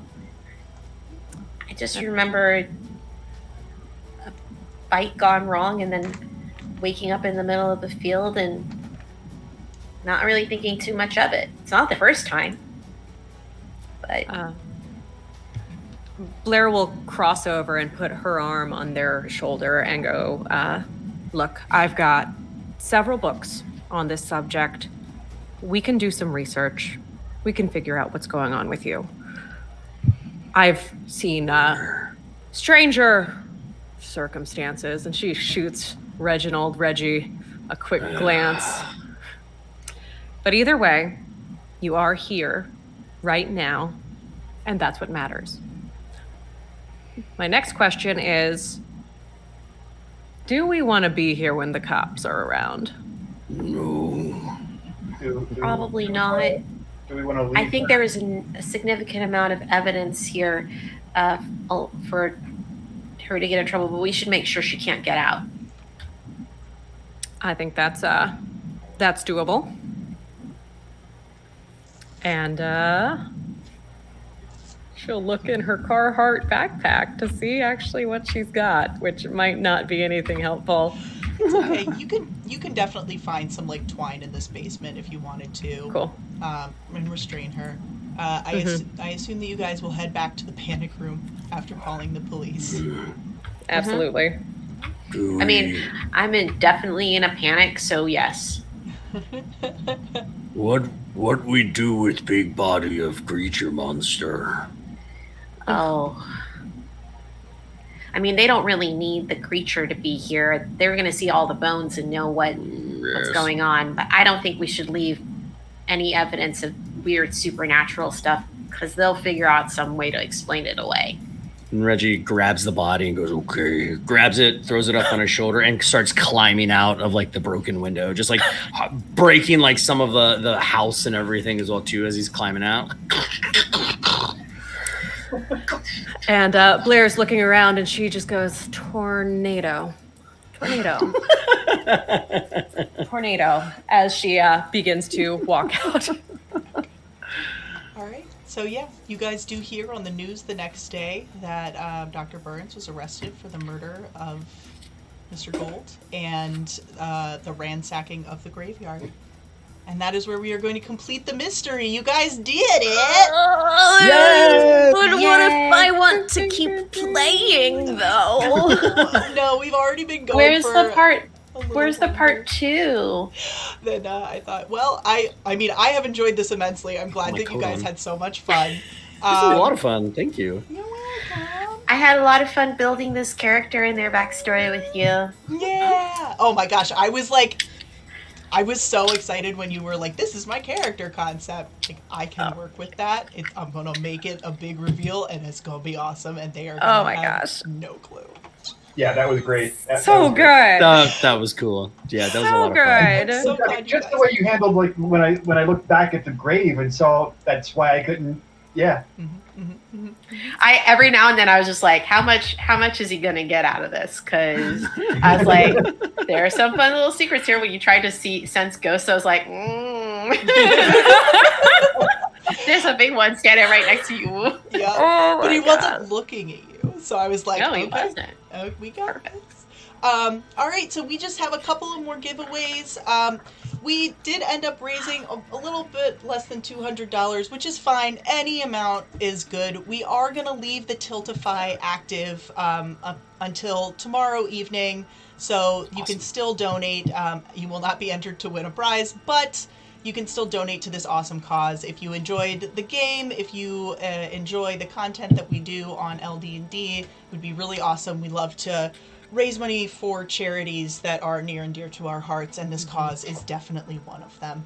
And I will say, if we do reach 500 on the Tiltify between now and tomorrow, we will still announce the winner of that raffle on Yes. Twitter. Cool. Yeah. So Right. So let's With go ahead and get the last of these to their rightful owners. do we want to give chat like 5 minutes to get last minute donations in? Anybody who's been on the fence, you got some really pretty Gemstone Norse Foundry dice, and you've Very got great dice. yeah, you've got I'm gonna win Monster 'em. of the Week bundle. It's gonna be mine. Totally mine. We are like blown away. Evil Hat really came through, and they were very, very generous in sending us these like hardcovers. I was a little upset that was like, I can't get the Thirsty Sword Lesbians hardcover. Damn it. Right? I was just like, ugh. God damn it. It's so Like, good. Oh my god. Diana, I will enter clarify Diana. that the Thirsty Sword Lesbians bundle is hardcover. The other ones are soft cover, but they are still. I think it's the only published version of Monster of the Week. I'm pretty sure. Yeah, they have a lot of. If you enjoyed this game, they have a lot of their assets are online, and you can check them out. It's an awesome game, and it's one of those games that's really easy to get into and pretty easy to play and easy to run. Yeah. So It was awesome.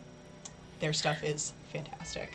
I am going to disappear for just a moment, but I'll be right back, and then I'll be ready to draw some names. Nice. Oh, this has been so much fun. I loved all of your characters and like the way that you guys went about all your character creation, and like the way they played together was perfect. It was Really good. This was fun. It's a great little group. We need to solve more mysteries together. I'm down Our for that. weird little Scooby Gang. Oh, Very, right? very Buffy and vibe. Yeah. Oh my god, you guys played together so well. It was fantastic. I'm just really excited to see what like the friendship that is going to develop between, the two 17-year-olds, because like we're the two teenagers in the crew. One of us is dead, and one of us can see dead people. It's like My character actually died. He was struck by lightning and killed, and that's when he got his powers. Yep. and then came back. Oh, under so we're both mysterious dead. Circumstances. What? Yeah, that we didn't have time to get into in the one shot. But Well, I was trying to like play, not because he wouldn't be open about it, you know. Oh, so for sure. Yeah, Oh, but that was, I man, mean, love it that. was still, it was so much fun. And, oh, what was I gonna say? Yeah, it's what, like, I feel like this is one of those things where, like, it was so much fun, and every time, like, you guys just vibe together so well, I'm like, man, I could totally make this, like, a thing. And then I'm like, Vanessa, you're running 2 other campaigns, you need to stop. It's okay. After those ones are done. Plus the most important campaign of all, parenthood. Yep. Yeah. Yes. Yeah. You all What got was to that see thing? my little raptor on. Yeah. She's doing good. She's a little sicky right now, but she's still doing good. I always love, actually, whenever I bring her down here, people see her, everybody's like, oh my god, a baby! It's like a little bit of joy, you know, in the middle of the stream. It's like when people have their dogs on stream, and I'm just like, yes, let me see your pet. I would like to see more of the pet. Let me see all of your pets. We have birds. We'll bring out our birds sometimes. Aww. Cher Our also little has birds that will occasionally appear on stream. They're very loud sometimes, and you can hear them in the background. So she'll have to like go and get them to stop being so loud, and it's really cute. Hey. She's back. All right, guys, you ready for some final donations? Final giveaways. I can keep talking. We'll take both. We'll take both. All right. Let's go ahead and see. Alrighty, so let's go ahead and do our Norse Foundry dice. Drum roll, please. Gemstone, Watermelon, Candy, Jade. And that is going to go to Kelly Dawson. Yay! Kelly! Yay! Kelly! And yes, Awesome Kelly, those will toys. definitely be heading your way. With perhaps a dice box. Perhaps a dice box from previous stream that I just realized was still hanging out. It's fine. Don't worry about it. Don't worry about it. We got you. All good. It's all good. Fantastic. All right. And lastly, we have our Monster of the Week rulebook bundle. Yay! Another drum roll, please. And the winner there is That Gamer Share. Share, go ahead and send us over that info, and we'll get those rule books to you straight away. Yeah! Congrats, you. friends! Congratulations to all our winners. Yes. And thank you to everybody who joined us and everyone who donated. Like I said, the link is going to be live until tomorrow evening. So please, spread the word. We love this charity, and we want to try to do as much for them as we can because they're doing such good, important work in a time where things can be very uncertain. And so thank you, everybody, and join us. Bells is going to be off tomorrow. It is Mother's Day, but we will return next Sunday. And as an outro, let's just have everybody introduce themselves again and tell everybody what you do. Let's start with Jay. I am Jay, also known as 88 Riddles or just Riddles. Unless you work for Talon and Claw, they call me Griddles. Don't ask. But you can find me all over the internet, Instagram, Twitter, Facebook. It's all 88 Riddles. I'm easy to find. And that's and Thursdays on the Norse Foundry Network on Twitch, I do a stream called Watching Paint Dry, where you have the opportunity to watch me paint and also win, because I do a giveaway every month. So there's one dice box that goes out every month from the stream. And so that's me. Amazing. Aki, what you doing? Hi, everybody. I'm Aki, and you can find me on Twitter at MixGenieInABottle. That's MXGINIINABOTTLE. My entire streaming schedule can be found on my personal Twitch channel, twitch.tv/ShidariAki. That's SHIDAREAKI. You can catch me tomorrow at 4 p.m. over on Saving Throws Show, where we'll be doing the penultimate episode of this most recent season of New Pantheon Academia. And then on Monday night, you can catch me over at Scabby Rooster at 8 p.m. in Total Party Kills, where I play a gold dragonborn genie artificer. This is a lot of fun. I have yet to artifice anything, but hopefully soon I will do that. And then everything else that I'm doing is on hold, like all of my longer term campaigns. But next Friday night, you can catch me, instead of doing Last Train Out, I'll be instead doing another charity stream, playing a Lancer one shot. And that's going to be a lot of fun. Cool. And then on Saturday, the 14th, you can catch me facilitating a game with the Stream Punks over on Q Times from 11 to 1 p.m. For our fundraiser. So, yeah. That's awesome. Nice. Nice. All right, Allie, what you got? Hey guys, Allie Capone here. I was just about to say my name like a Pokemon. So Hell's Bells is off tomorrow. And for the month of May, the EFP programming is on hold in terms of TTRPG campaigns.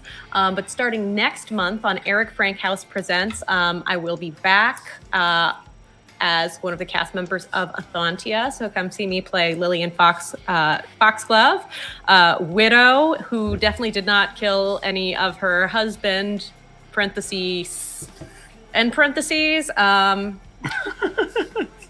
we'll see what happens there. And my goodness. Yeah, the only other thing is starting in June, you can catch the Lasers and Liches game on LD&D, Ladies of Lake. Get it? It's a pun. And that should be really fun. I'm really stoked for this. I don't want to give too much away, but if you follow us on Twitter, you will see our cast announcements and some character info starting to drop. So take a look. Hope to see you then. That's gonna be great. All right, Adam, what you got? Hello, friends. I'm Adam Kahn. You can find me on the socials at Azerold1, AZEROLD, and the number 1. You can find me also on the Twitch networks of the DAT network. We're kind of on hold as of right now because we've got some other shows in development. We just finished a whole crazy season of 7 shows a week, which was absolutely insane. So we're trying to just develop and get some new in-studio content, which we're trying to do. We're trying to get back into our studio, which is going to be great. Some more online stuff as well, too.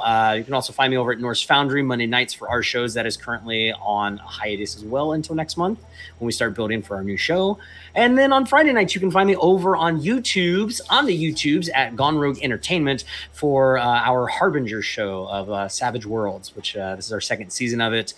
Eden Redux, cyberpunk-esque. I play a very unassuming kind of guy with a really fantastic mustache. So come check it out. And I want to thank you guys. Thank you all for having me jump in and play with you all today. It was great to thank you so much. Been friends with ladies at D&D and finally get a chance to play with everybody and get to play with Aki and with Jay. And I'm so excited. This was great, guys. Thank you all so much. Thank you guys so much for joining. This was so much fun. And I straight up am just like, is already over? Like, but we play more now, yes? This was like first ever live stream of a game. So this was. I unfortunately have a friend showing up for lunch, so yeah, I actually do too. Indeed, where I have to cut it off. Yeah. So we will be. Bingo. Yes, Ladies of D&D will be back next week, but again, that link will be live until tomorrow. Please go ahead, donate if you can. And thank you all so much for joining us. We really appreciate it. Bye, everybody. Bye.